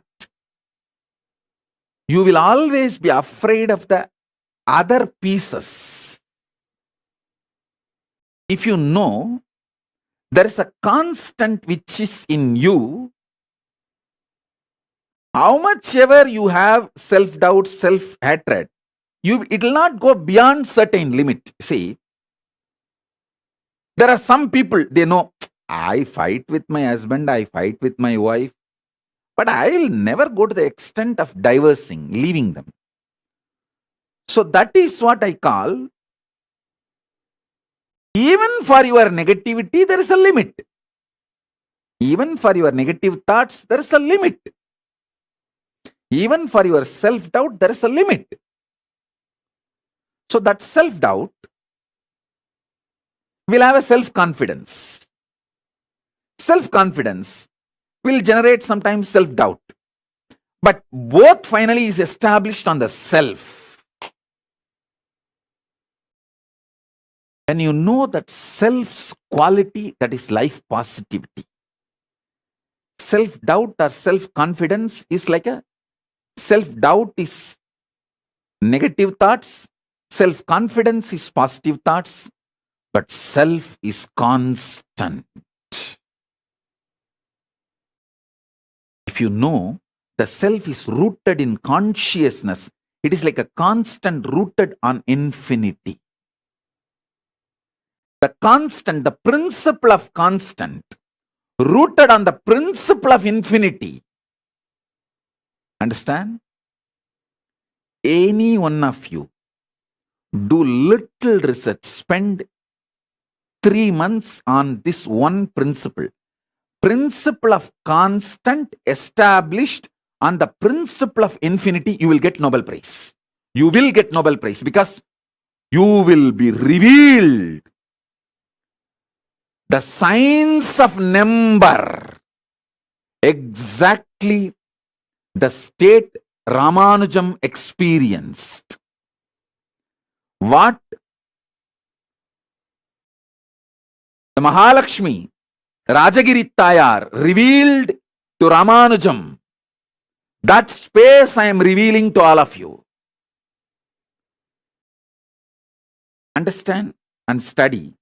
Spend a little time on what is the principle of constant and what is the principle of infinity as per the modern day maths and as per the Western science. I am telling you, this is from the Eastern revelations, the Vedas. The constant, the principle of constant is self. It is established on principle of infinity, which is consciousness. Principle of infinity is consciousness. Principle of self is constant. The constant is established on infinity. If this clicks in you, you will master number. Whole universe is nothing but number. Whole universe is just number. Number is a living God. Whether human beings, siddhas, rishis, devatas, all is just number. Number, that's all. You may be one, the code number for the human beings, like how the unique code. The number is there all over the world. Same way in the cosmos, there is a unique code. For human being, there is a code number. For siddhas, there is a code number. For devatas, there is a code number. Just understanding the number, you will have the revelation about the number. The moment constant is established on infinity, clicks in you. Self is established on consciousness. Constant is established on infinity. Constant cannot exist unless it is established on infinity. Self cannot be self unless it is rooted, founded, sitting on consciousness. What Namagiri Tayar, Mahalakshmi Devi, revealed to Ramanujam, I am sharing with you all.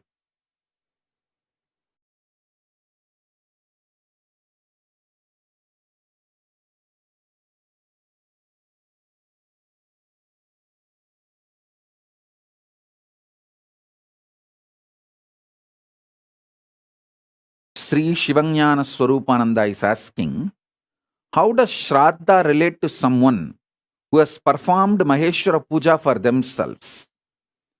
Shivanyana Swarupa, listen. All Hindus listen.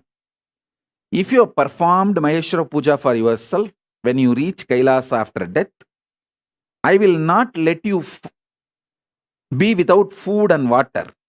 I will not let you starve. But if your next generations don't give you Shraddha, you will not have social respect in Kailasa. You will not be treated properly in Mahakailasa because you did not take the collective integrity. to keep the Kailasa Dharma, Hinduism, Sanatana Dharma alive on the planet Earth. You fellow need to be punished for the criminal negligence. Take responsibility for your next generation to keep practicing Sanatana Hindu Dharma.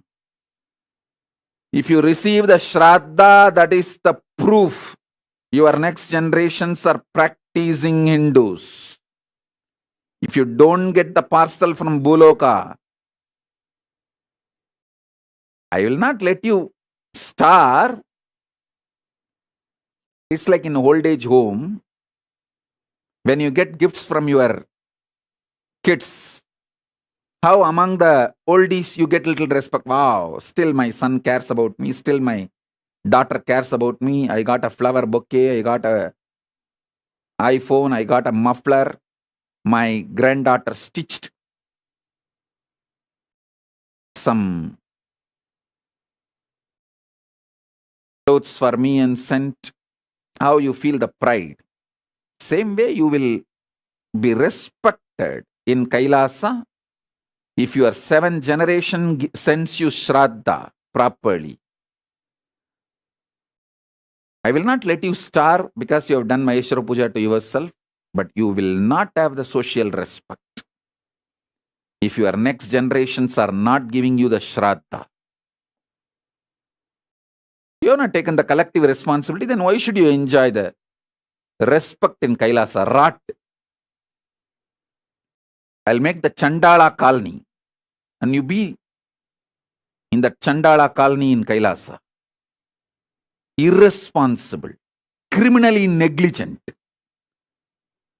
You will not be starved, but criminally negligent Chandalas did not bother to inspire, bring up the kids to live the Sanatana Hindu Dharma.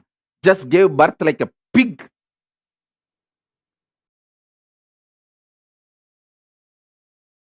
Used the other body for sexual pleasure and gave birth, but did not take the responsibility to transmit this great cosmic science and bring them up, dumped them. Then why should you have a respect in Kailasa? Be in Chandala colony. Separately, criminally negligent Hindus will have a separate colony, separate place.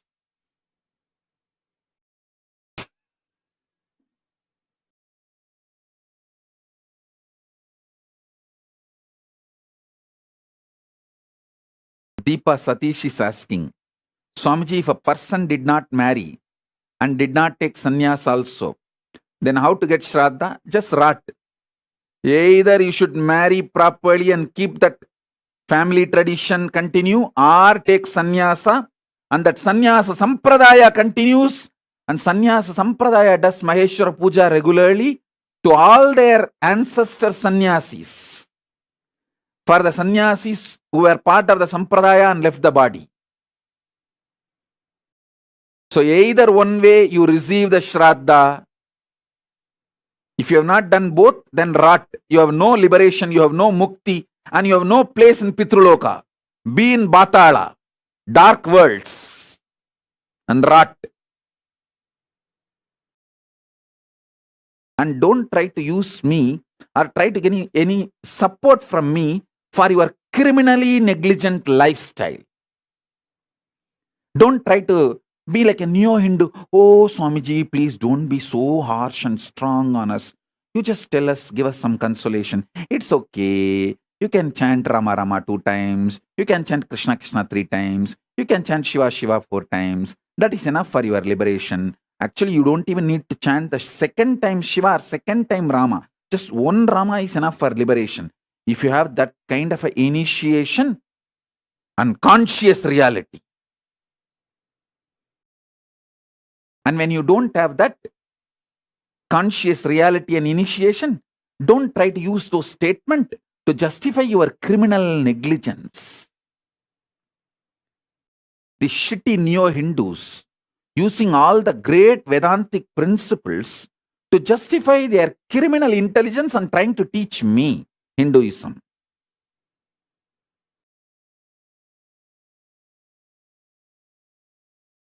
ஓரமா போய் விளையாடுங்கடா ஓக்கத்தை.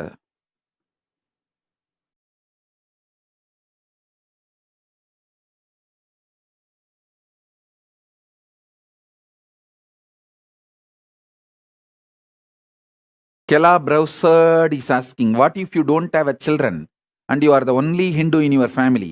Either get married and have children, bring them up as proper practicing Hindus, or take sannyas.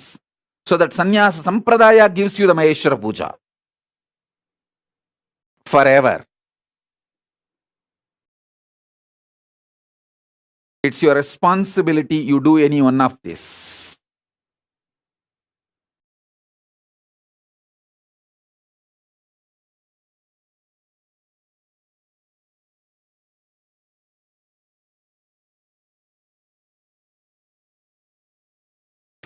Sona Kamath is asking, is it important to know about our past lives? I tell you, unclutch deeply, you will know about your present life. Present life is nothing but the extension of the past life. So whatever you need to know about the past will be revealed to you. So you can build your future. That's all. Next question. Shachi Aranke is asking, beloved Swamiji, how do we know the difference between delusion, fantasy, positive visualization, Satya Sankalpa? Shachi, listen. Shachi, are you there? Listen. Delusion means just intensely packed negativity. Not even a ray of positive hope. Fantasy means pendulum between this reality and greed. The extension of the reality you experience into the zone of greed, like a pendulum is oscillating between reality and greed. The end of the greed, end of the reality. The pendulum oscillating between these two is called fantasy. So maybe you can understand this word. See the Jakrat state, waking state. That's what I meant by the word reality, not the conscious reality. Waking state and deep sleep state. The pendulum oscillating between these two is called fantasy. Then the third word you are asking, positive visualization. The pendulum oscillating between waking state and turiya is positive visualization. You are positively, consciously constructing it. When you try to visualize, you are with 25 heads, 75 eyes, 50 hands, Paramashiva. A positive visualization. It is like a pendulum oscillating between waking state and turiya state. So listen, pendulum oscillating between waking state and deep sleep is fantasy, and pendulum oscillating between waking state and turiya, conscious reality, that is positive visualization. Satya Sankalpa is more like powerful cognition. You just know this is it. This is it. Conclusive, powerful cognitions are Satya Sankalpa. That's all. This is the definition of these 4 words. So with this definition, you can see very clearly the difference.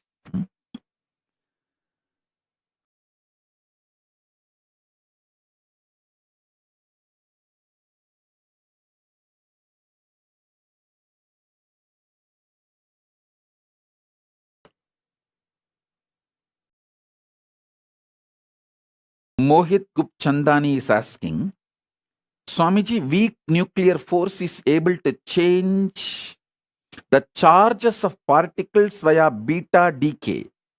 Same way, when we meditate on powerful cognition, our thought current also changes immediately. Mohit Gupchandani, listen. When you actually unclutch not just your thought currents, your liver, your kidney, your intestine, the very elasticity and plasticity of your brain changes. Listen, youth means whose brain still retains the elasticity and plasticity for the new, exciting, enlightening life, intense life.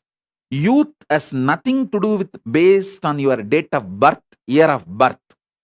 Youth means whose brain is plastic enough, elastic enough to manifest the grooves, to radiate enlightenment, excitement, intensity, joy, life positivity is youth. So when you unclutch, sit in unclutching, your liver changes, your intestine balances, the elasticity and plasticity of the brain, the ability of your brain to develop the new grooves changes. It's no more a dead,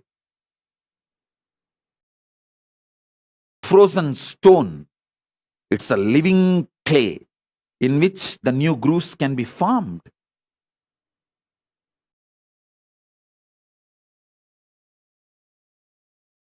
Youth is a person who can get inspired, who can get excited, who can really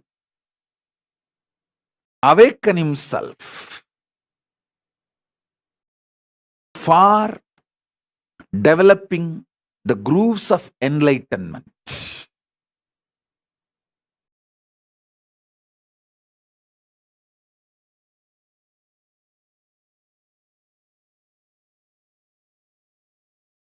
Saranya is asking, Swamiji, as a mother, what can I give the best for my kid?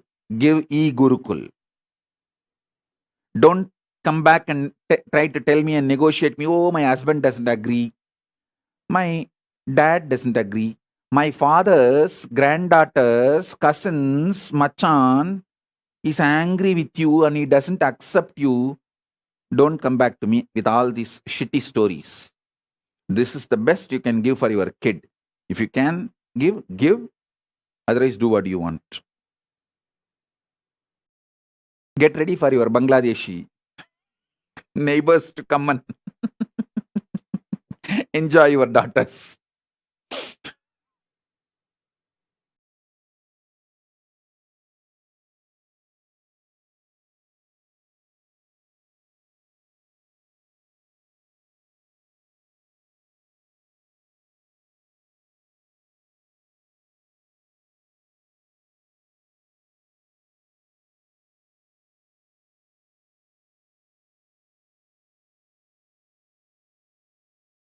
It is so sad. Even though Hindus lost the whole Akhanda Bharat, shrinking in such terrorizing speed in last 100 years. And still these fellows are, oh, Sanatana Hindu Dharma cannot be destroyed. It is Sanatana means eternal, jing jing, jung jung.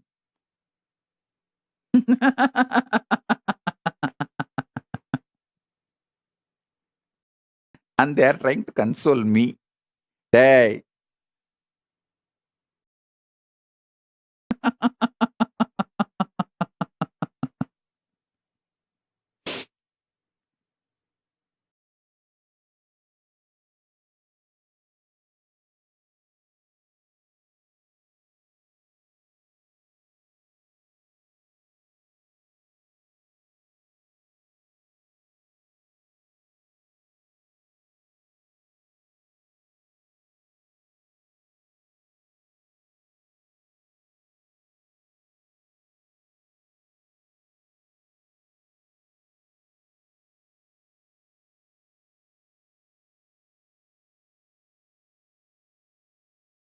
Shalini Viswanathan is asking, can girls give Pindadarpana for parents and ancestors? Agama very clearly says girls have to give, not can girls give. I do not know about how this idea girls cannot do Shraddha or last rites got into the so-called Neo-Hinduism. There is enough agamic reference. Even the other day, Ma Achala and Pranapriya pulled out. I have a clear Shastra Pramana. Daughters, wife, sisters, girls, women can do last rites as per Agama. I'll upload that Shastra Pramana. I'll tell Ma Pranapriya and Achala to upload that Shastra Pramana. It is available. So be very clear. Women can do even the last rites like a cremation or keeping samadhi, all these last rites, and can give Pindadarpana, Shraddha, should give. And how these Neo-Hindus have started believing this shit, women should not do last rites or women should not do Shraddha and Pinda. I don't know how this has happened. But original Agama says very clearly. We have Agama Pramana, Shastra Pramana. Women can do last rites and should do Pindadarpana and Shraddha for ancestors and parents. These Neo-Hindu intellectuals destroy the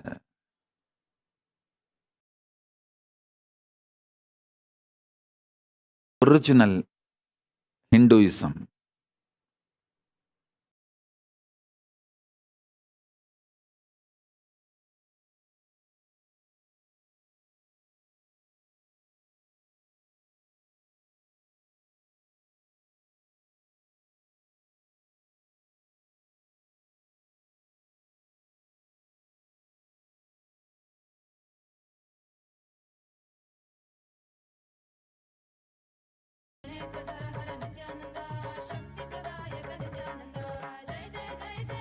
Kim Ki Lee is asking, Swamiji, what exactly do you mean when you say to someone that you will remove their karmas? I just remove their karmas, that's all. Their past activities and the bad, negative sins they collected, the pain they created in others, comes on them as the karma. I just burn them away, that's all. All the effects of their past is burnt away. They are freed from the past and the influence of the past and sufferings of the past. That's all. Sharmila Rajendran, how to convert the fear energy to my advantage in everyday life? Simply decide to unclutch. Ferociously unclutch. Arrogantly unclutch. You see, how arrogantly you fight with your spouse, husband. How you don't give up. Same way, just don't give up to your fear. That's all. Treat your fear as your spouse. That's it. How you sit and plan even when he or she is not there. What all arguments you should throw when he comes back, when she comes back. See, you spend certain time fighting with your spouse. All the remaining times you spend in preparing mentally for the fight. Same way, don't give up. Don't bend in front of your fear. That's all. Treat it like your spouse. You will suddenly see the fear disappears and it loses power over you. That's it.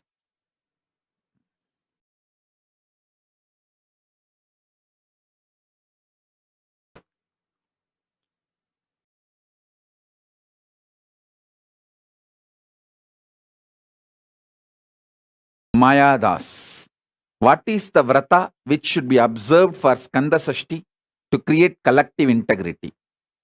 For that 6 days, all of you who want to do Kanda Sashti vrata, gather in one place, cook together, have only one meal during the sunset.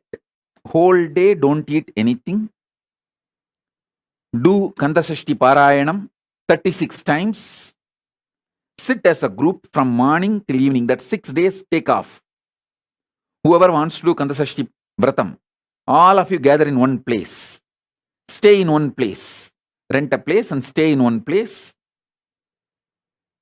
From morning till evening.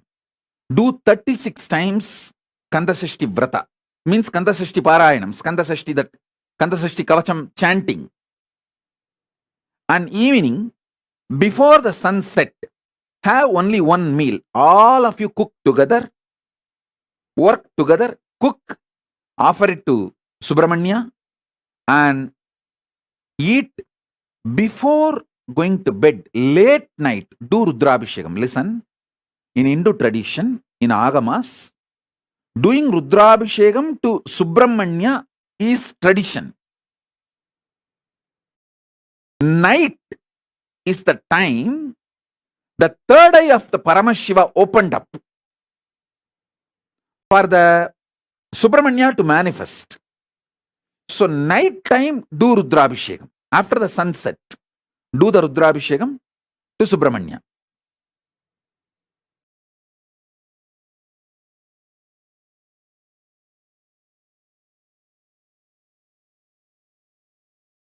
Ma Shuka Yoga is asking, girls can go to temples during menstrual time. No. Any temple gives as a rule in their pattadi. See the prana pratishta, whoever has done the prana pratishta of the deity, they make the pattadi. If that temple's pattadi does not allow women during the periods 3 days to come into the temple, you should not go. And if you ask me, I will tell not only you should not go to temple, even inside the home, you should isolate yourself. You can go to your personal puja room, like a Atmartha puja, you can do. You should do Atmartha puja. That is okay. But you can't go to the place where Parartha puja happens. If that pattadis ban you entering, so you should follow the pattadi of those temples. In the house also, you should take rest for the 3 days, should not do anything other than just isolating yourself, and people should serve you for the 3 days.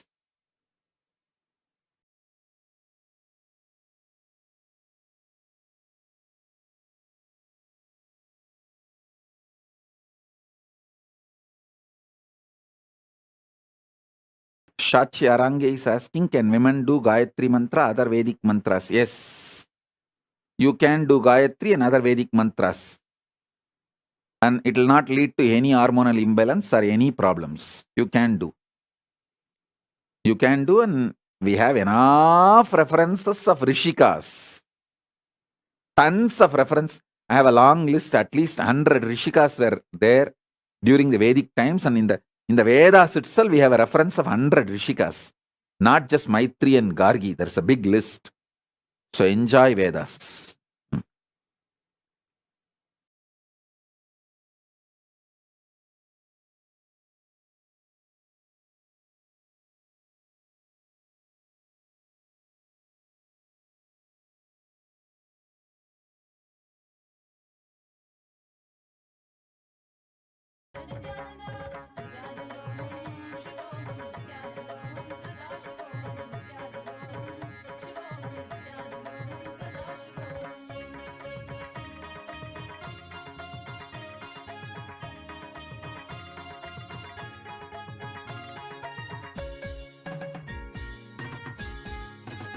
Saranya Tatpurusha Shivashakti is asking, give me spiritual name. Tatpurusha Shivashakti is a spiritual name for you. You took the Samaya Diksha, you got that spiritual name. If you want the spiritual name with Nithyananda, take sannyasa, I will give you. Without taking the responsibility, why are you trying to have the spiritual name? If you say, oh, I can't take a sannyasa, then just be happy with the spiritual name you got with the Samaya Diksha. That's all. Samaya Diksha people, be happy with the Samaya Diksha spiritual name. If you want a spiritual name with Nithyananda, come and become Adinavasi, take sannyasa, then I will give you the spiritual name. See, I do not expect anything from you. But if you commit, stand with that commitment. If not, it is Gurudroha. Because of your commitment, I build a collective integrity to save the humanity from delusions and sufferings and pralaya. You commit and become a part of the ship, and then suddenly you try to switch off the engine, saying, oh, no, I am going. I am not interested in fulfilling. Then it is crime. Not just criminal negligence, crime. See, if you don't commit at all, then it is just criminal negligence. If you commit and don't fulfill, it's a crime. So don't expect the higher things without committing and fulfilling. That's all.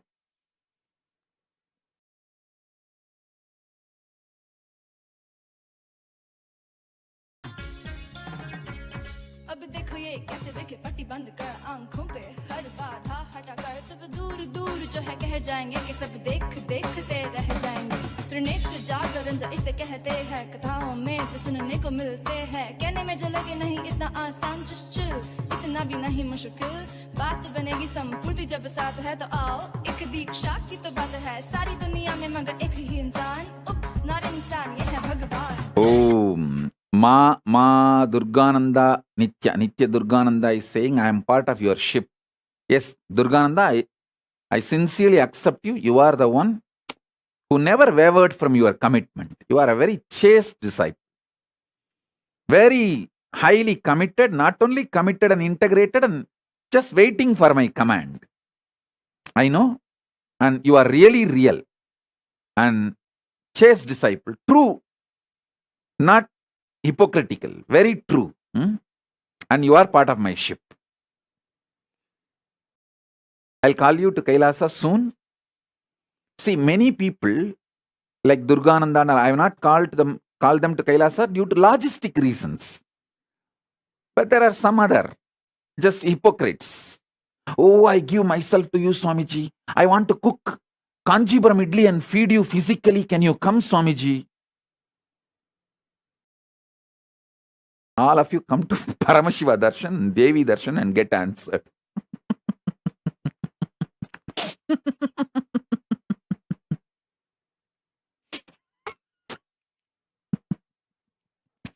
They will answer you. कैसे देखे पट्टी बंद कर आंखों पे हर बाधा हटा कर सब दूर दूर जो है कह जाएंगे कि सब देखते रह जाएंगे त्रिनेत्र जागरण जो इसे कहते हैं कथाओं में जो सुनने को मिलते हैं कहने में जो लगे नहीं इतना आसान just chill इतना भी नहीं मुश्किल बात बनेगी संपूर्ति जब साथ है तो आओ एक दीक्षा की तो बात है सारी दुनिया में मगर एक ही इंसान उप्स नॉट इंसान ये है भगवान जय जय जय जय नित्यानंदा जय Shiv Shankar Ma Durgananda, surely Kai will be with me. You and Kai both will be with me because he is connected to me. He is connected to me. Even in the parallel universe, he is connected to me. Don't worry. He may have a little mood swing here and there like a teenage kid, but he will come back and he will come with you to me and both of you will be with me. Don't have any fear or doubt about it. Just support him and inspire him and that's all.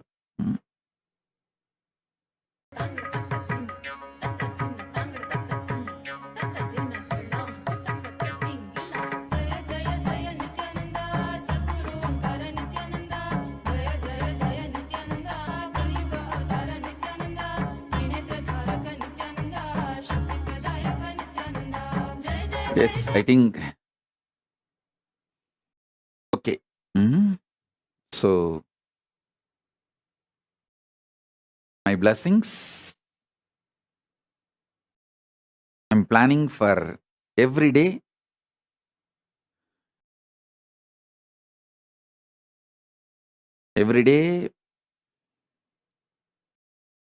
one satsang, one Paramashiva darshan, one Paramashakti darshan. 3 every day. That's the way I'm planning my schedule. Soon we'll start it. We'll start soon. And Kailasa has got now broadband internet permanently at multi-level. So we'll be able to do it. So with this, I bless you all. Let's all radiate with integrity, authenticity, responsibility, enriching, causing, living Paramadvaitam, Shuddhadvaita Saivam, the state, space, powers, being, super consciousness and Kailasa Paramashiva, Paramashivoham, Om Nithyananda Paramashivoham, the eternal bliss Nithyananda. Thank you. Be blissful.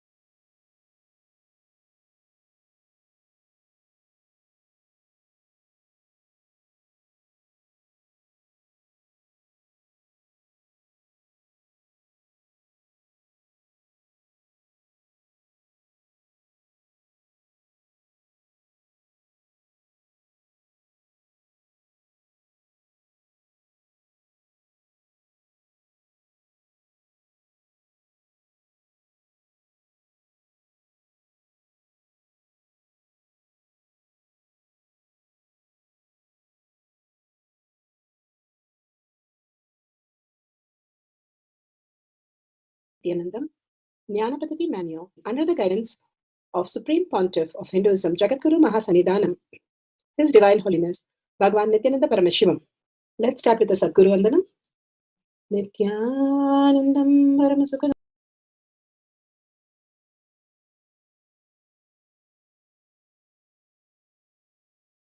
Nithyanandam, Jnanapatati Manual, under the guidance of Supreme Pontiff of Hinduism, Jagadguru Mahasanidanam, His Divine Holiness, Bhagwan Nithyananda Paramashivam. Let's start with the Sadguru Vandanam. Nithyanandam Paramasukhanam Kevalam Jnanamurtim Dvandvatitam Gaganasadushnam Tattvamasyaadilakshmyam Ekam Nityam Vimalamachalam Sarvadi Sakshibhutam Bhavatitam Trigunarahitam Sadgurum Tam Namami. Let's go through the disclaimers. Security measures. No photography, video, audio recording. Important cautions.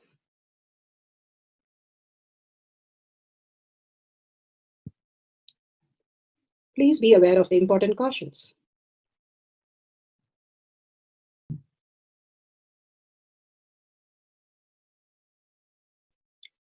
What is power manifestation? Let's hear from Bhagwan himself explaining what is power manifestation. All the 25 states of consciousness, when they happen in you, due to your chemicals and hormones, ups and downs, it is powerlessness. When it happens in you, out of your free will and consciousness, it is powerfulness. That's all. When you fall into sleep, it is powerlessness. When you enter into sleep, it is powerfulness. When you fall into dream, it is powerlessness. When you decide to dream, it is powerfulness. So I have added the ultimate powerfulness, Turiyatita, in your whole being and doing, manifest all the powers. Understand, power manifestation is nothing but cognitive shift. It is not work. It is cognitive shift. Understand? It is just cognitive shift. It's not work. Work is a 4-letter word. Power manifestation is cognitive shift, playing with life, playing with being alive. Static matter, dynamic activity, strategic existence, all these three has no boundary. You are one with it. You are alive in everything. Everything listens to you. Everything decides as you want.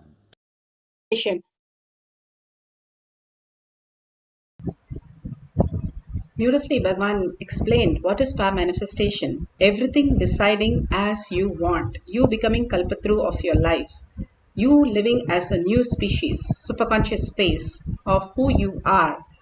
And beautifully, Bhagwan says how it's a science because millions have experienced that, and each one of you can experience that. Science of power manifestation is authentic, time-tested, scientific, and foolproof. The pramanas, the evidences are listed again and again for us to have the cognitive shift. It's like how you balance a cycle. You just have to have a cognitive shift. No manual can make you balance it to swim or to balance a cycle. Same way, Bhagwan gives the pramana, the evidences from the scriptures and Apta's life, where listening to it again and again, it will click in you beyond your mind that it is reality, that we are consciousness, Paramashiva is real.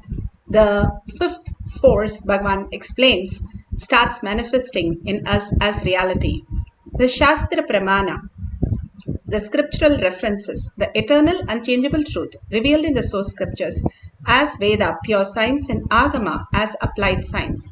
Apta Pramana, the experience and the results of Aptas. Aptas are the Rishis, Munis, Kanas, Nainamas, Alvas, Siddhas. All of them, emperors, grahasthas, all of them manifested all the powers of Paramashiva, living a superconscious breakthrough in the reality, in physical reality.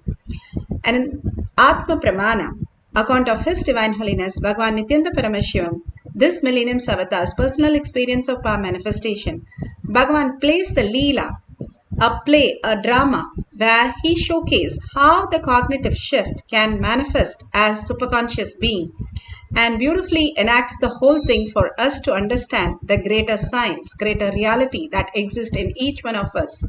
Shakshi Pramana, the experience of millions of disciples, devotees, followers all around the world, initiated by Bhagwan into the science of power manifestation. Bhagwan beautifully says Kailash Courtyard is like a Garbha Mandir.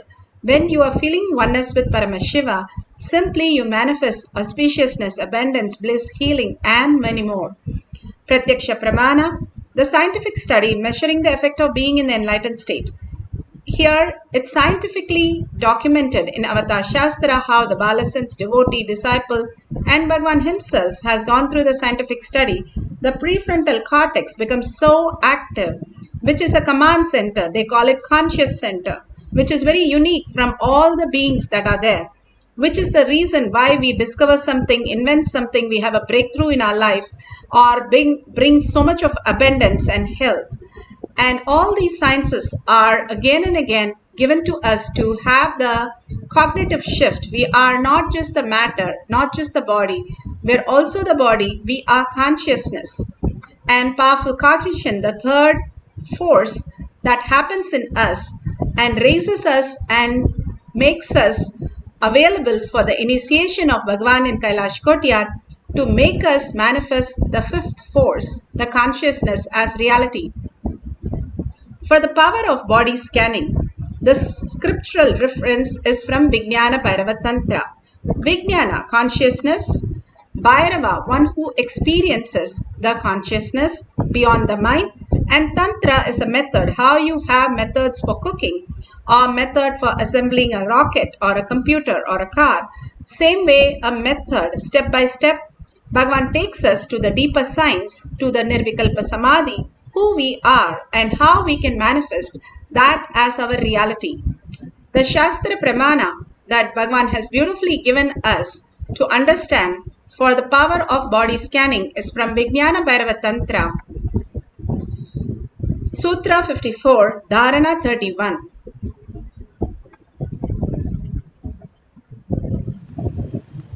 स्वदेहे जगतो वापि सूक्ष्म सूक्ष्मतराणि च तत्त्वानि यानि निलयं ध्यात्वान्ते व्यज्यते परा.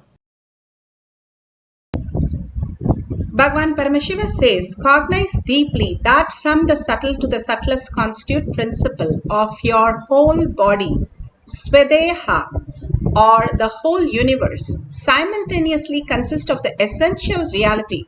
They are being absorbed in their source cause. By the experience of such restful awareness, one becomes complete from all thoughts, and the ultimate universe, divine power, Para Devi, is revealed and the supreme power manifestation happens.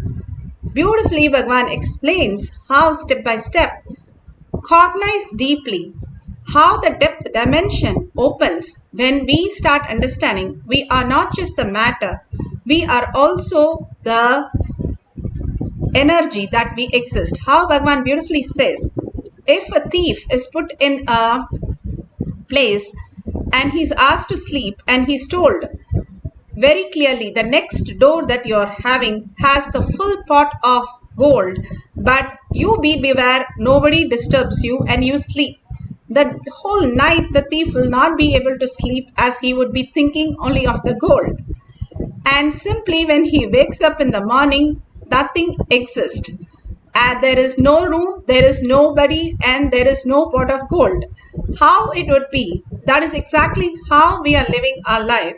Constantly thinking, planning, discussing, and all that we do for nothing. When we come to the death or even the everyday sleep, we become nothing. There is no identity, there is no security, there is nothing which exists as our identity. We go into the deep sleep or we go into the depth with death where nothing is reality. There is no identity, there is no seen or seer or seeing. Then what has happened to us? What happens to this? We know our body is taken and it is cremated. But what happens to us, who we are? We are no more in the body. Even while we are sleeping, we are no more in the body. We are consciousness. Bhagavan says we are a pure energy. The mind does not understand that. That is why we are not understood by the mind, how many hours we slept or what happened, nothing is available there. Because in the deep sleep, there is no REM movement. That means no thoughts are there and our body does not move. It is absolutely still. And that is what here beautifully he says, the subtle to the subtle constitute principle of your whole body or the whole universe simultaneously consists of essential reality that is being absorbed into the source cause. How you're absorbed into the deep sleep. It is not you read something or do something and go into the deep sleep, but you're absorbed into the deep sleep. And that experience of restful awareness where there is no thoughts, you are complete from all thoughts. Then the ultimate happens.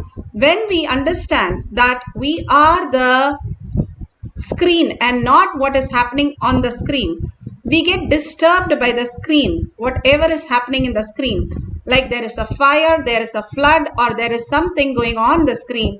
We get disturbed like anger, frustration, poverty, or feeling sick, or powerless, or stuck somewhere. Everything that we are feeling is just the clutching of the idea that we are something.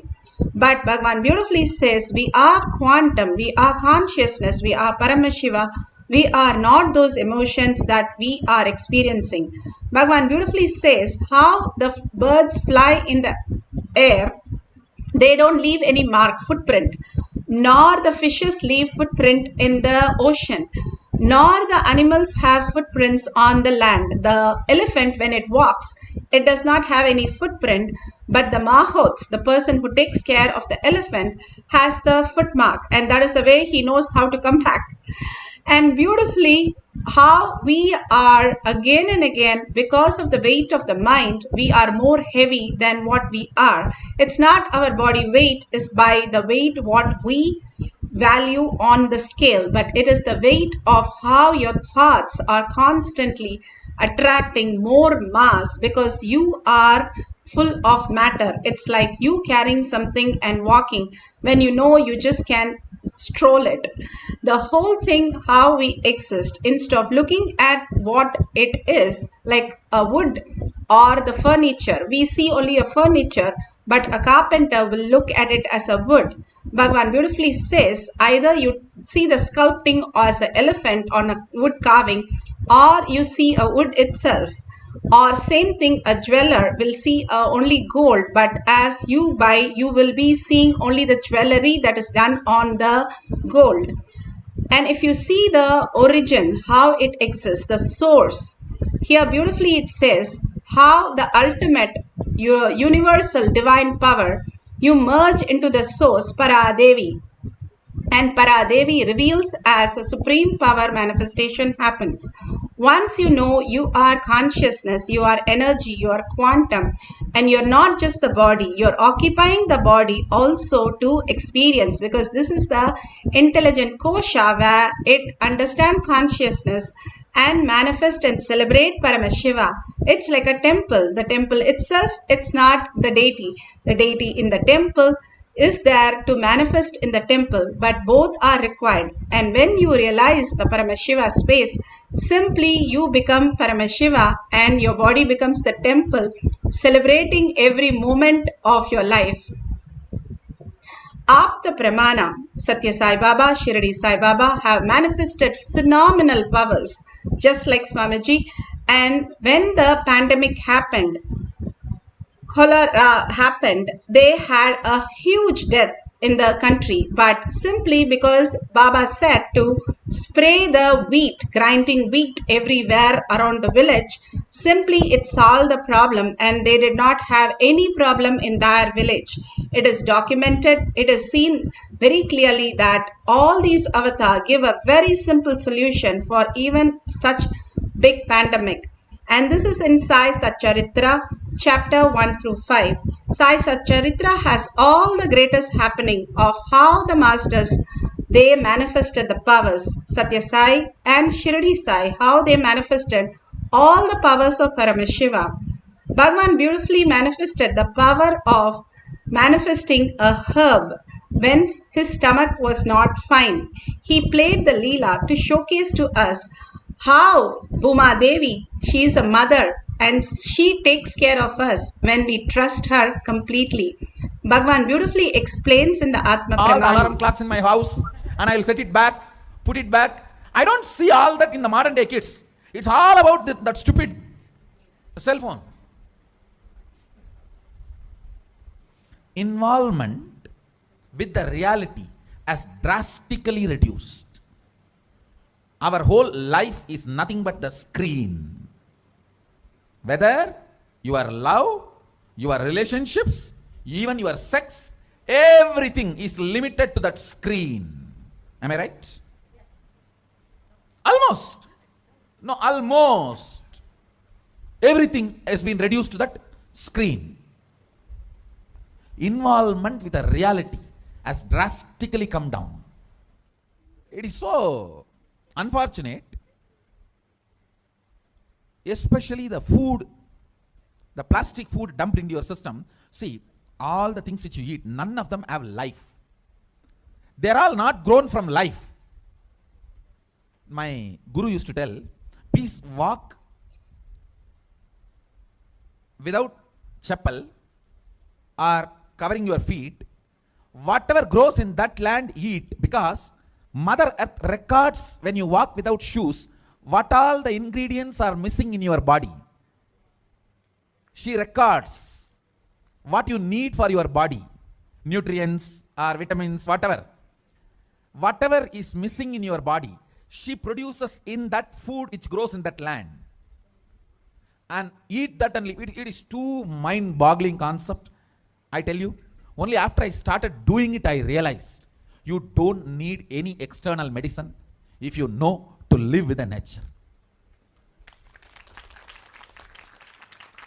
Mother Earth, Bhumata,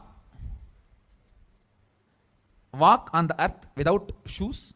In that land, what grows will supply exactly what you need for your body.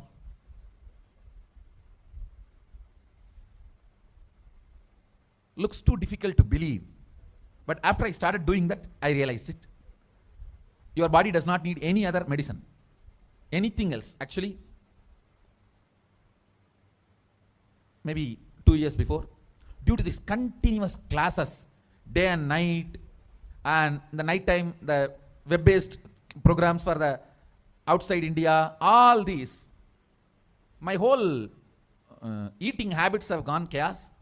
And no question of rest, it became like a too much on the system. So I had some stomach issues. I remembered my guru telling this, walk on the earth and what grows eat. So I started walking without chappal for a few days. Suddenly I saw in my courtyard a new plant coming up. No seed, nothing, just coming up. I was wondering what is going on. How come suddenly, between the rocks, new plant coming up. And one of the devotee Ayurvedic doctor, he said, Swamiji, if you can get this plant and add it in your food, your stomach will be completely healed. I said, where to get? When he walked into the courtyard, he said, this is the plant. This is the plant. And throughout the campus we searched, we did not find another one. Nobody knows from where the seed has come, from where the plant has come. Understand, it is not that just for me miraculously nature is doing. It is the nature's life. I was ready to play with it, so she showed the miracles to me. Anybody willing to play with her, she shows her miracles to you. Nature is miraculous. If you are ready to play, she shows it. She demonstrates her love, her care. If we go back to the food with life, our life also will start more interacting, more alive, more vibrant, more overflowing. Shakshi Beautifully, Bhagwan explained how nature is very close, and even now, if you see the villages where they live above 100 years, is nothing but they have very less of obsessive compulsive reactionary space, because the lower three chakras are complete, taking the herbs continuously, Karslangani, Ponnangani, and Thuduvalai cleans your lower three chakras, and also taking the Haritaki castor oil and neem juice. There is no other side effect except making our system leave all the bad parasites, leave our system, and make us more and more restful awareness, understanding the very purpose how we exist as consciousness. And here the Balasens beautifully is explaining how our gut bacteria, stomach, needs to be very strong to manifest more and more reality in our life.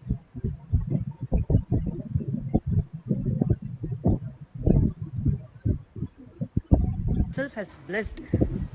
When we see through third eye, we'll be able to not just see you, even see, I don't know you, you might be miles away, thousands of miles away. And there's that too, it's a live video. So you're thousands of miles away. So I don't know you. I don't even know the details about you. Obviously, I'll not even know what problems you're having in your body.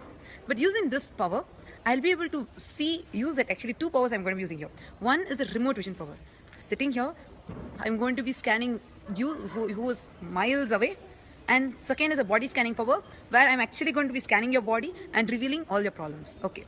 Shen Manji Shiva Shakti. Okay. You want a body to be scanned? Sure.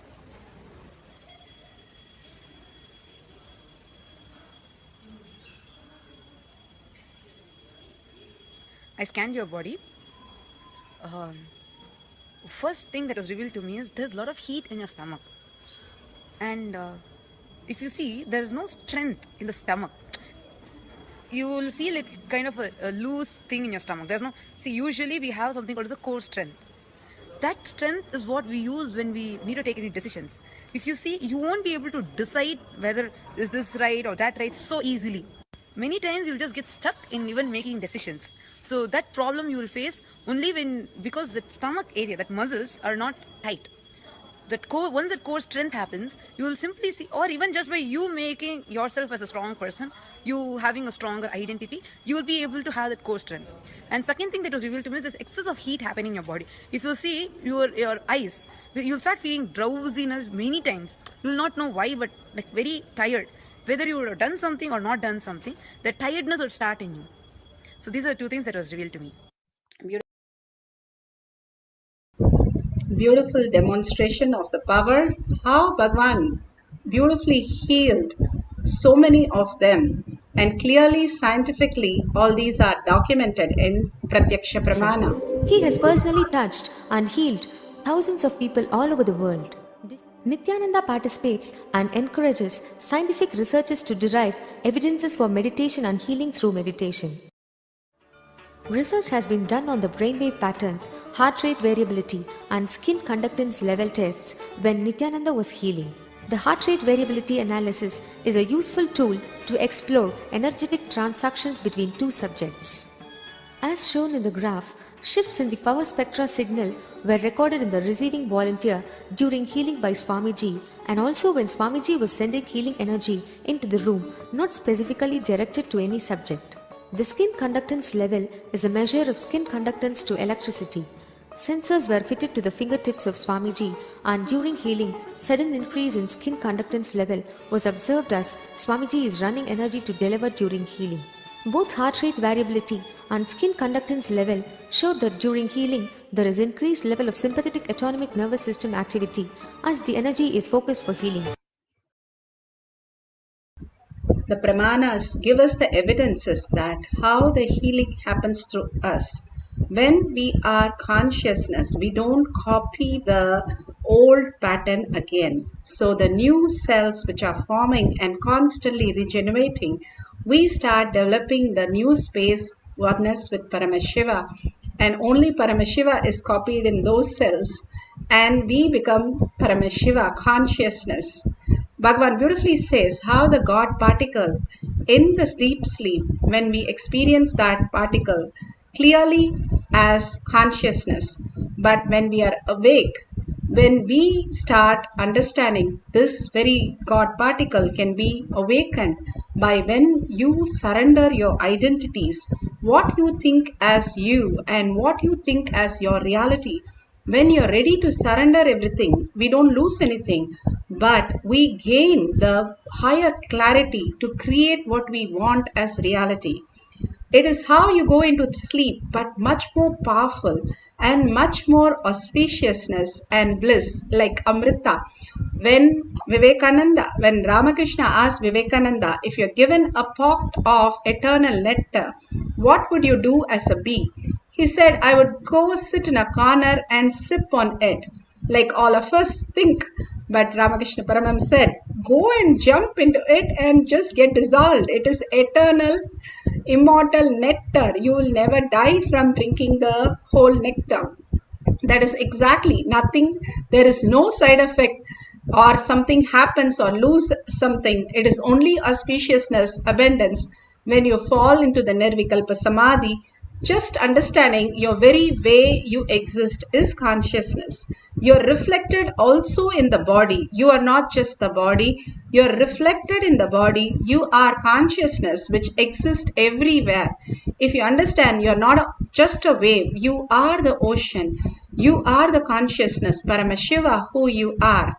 Today we are going to scan somebody's body and write down whatever you see and heal them also, giving simple remedies that Paramashiva shows you. Tell them very clearly all these are only simple remedies. They have to go to a physician to verify all these things before taking your guidelines. And be very clear that all these are just blessings and prayer for them. And the guidelines, whatever Paramashiva shows, write down, pen down all that from the third eye.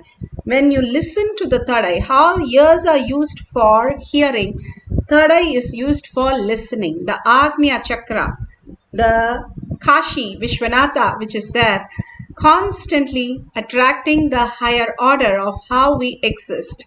Bhagavan says how in the stomach, Arunachala, the Agni is there, how the Shakti Pita, your throat, has the Kalahasti, your heart has the Chidambara. You're made of all the energy centers. All that you need to do is align them and be in the deep Samadhi space. Whatever appears from that space collectively, all that we'll share with everybody. And now let's sit straight with the head, neck and spine in a straight line. Visualize Paramashiva in your third eye. Again and again, bring your listening to your third eye. More you have listening through your third eye, Bhagavan says that is the smartest trick to stop your thoughts. The minute you have listening to your third eye, the thoughts just get blown away and dissolve all that which we understand as outer world. Absolute unclutching and complete completion. How you understand the dream. For a few minutes, understand your whole life, including your body, is just a dream. You're beyond this body, who you exist as quantum energy, reflecting in this body to experience Paramashiva as reality. Now, that is the biggest Tyaga that Bhagavan says. Intensely chant the Mahavakya, not loudly, but intensely chant the Mahavakya with a deep listening, entangling with Bhagavan. From your navel center is the DNA center where you're connected to your mother. It is where the stem cells are collected because it is where the core, who you are, exists. From that center, you just experiencing the breathing as you chant the Mahavakya and listening to the whole breathing and the sound that you are chanting is the key for manifesting, key to go into the Nirvikalpa Samadhi. Once it becomes a japa, your throat start making the sound and you listen through your third eye. That becomes the ultimate space of oneness with Paramashiva.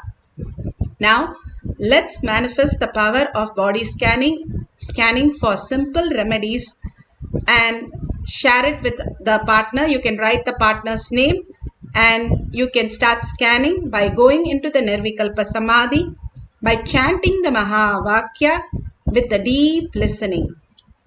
Let's start. Nithyananda Paramashivoham. Nithyananda Paramashivoham. Nithyananda Paramashivoham. Om Nithyananda Paramashivoham. Om Nithyananda Paramashivoham. Om Nithyananda Paramashivoham. Om Nithyananda Paramashivoham.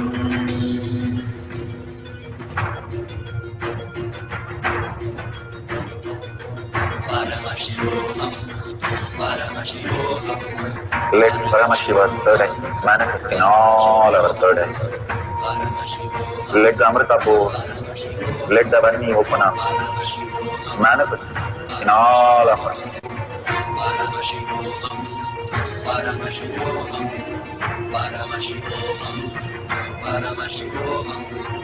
Let Paramashiva overflow, manifest the powers in all our third eyes. Om Nithyananda Paramashivoham. Om Nithyananda Paramashivoham.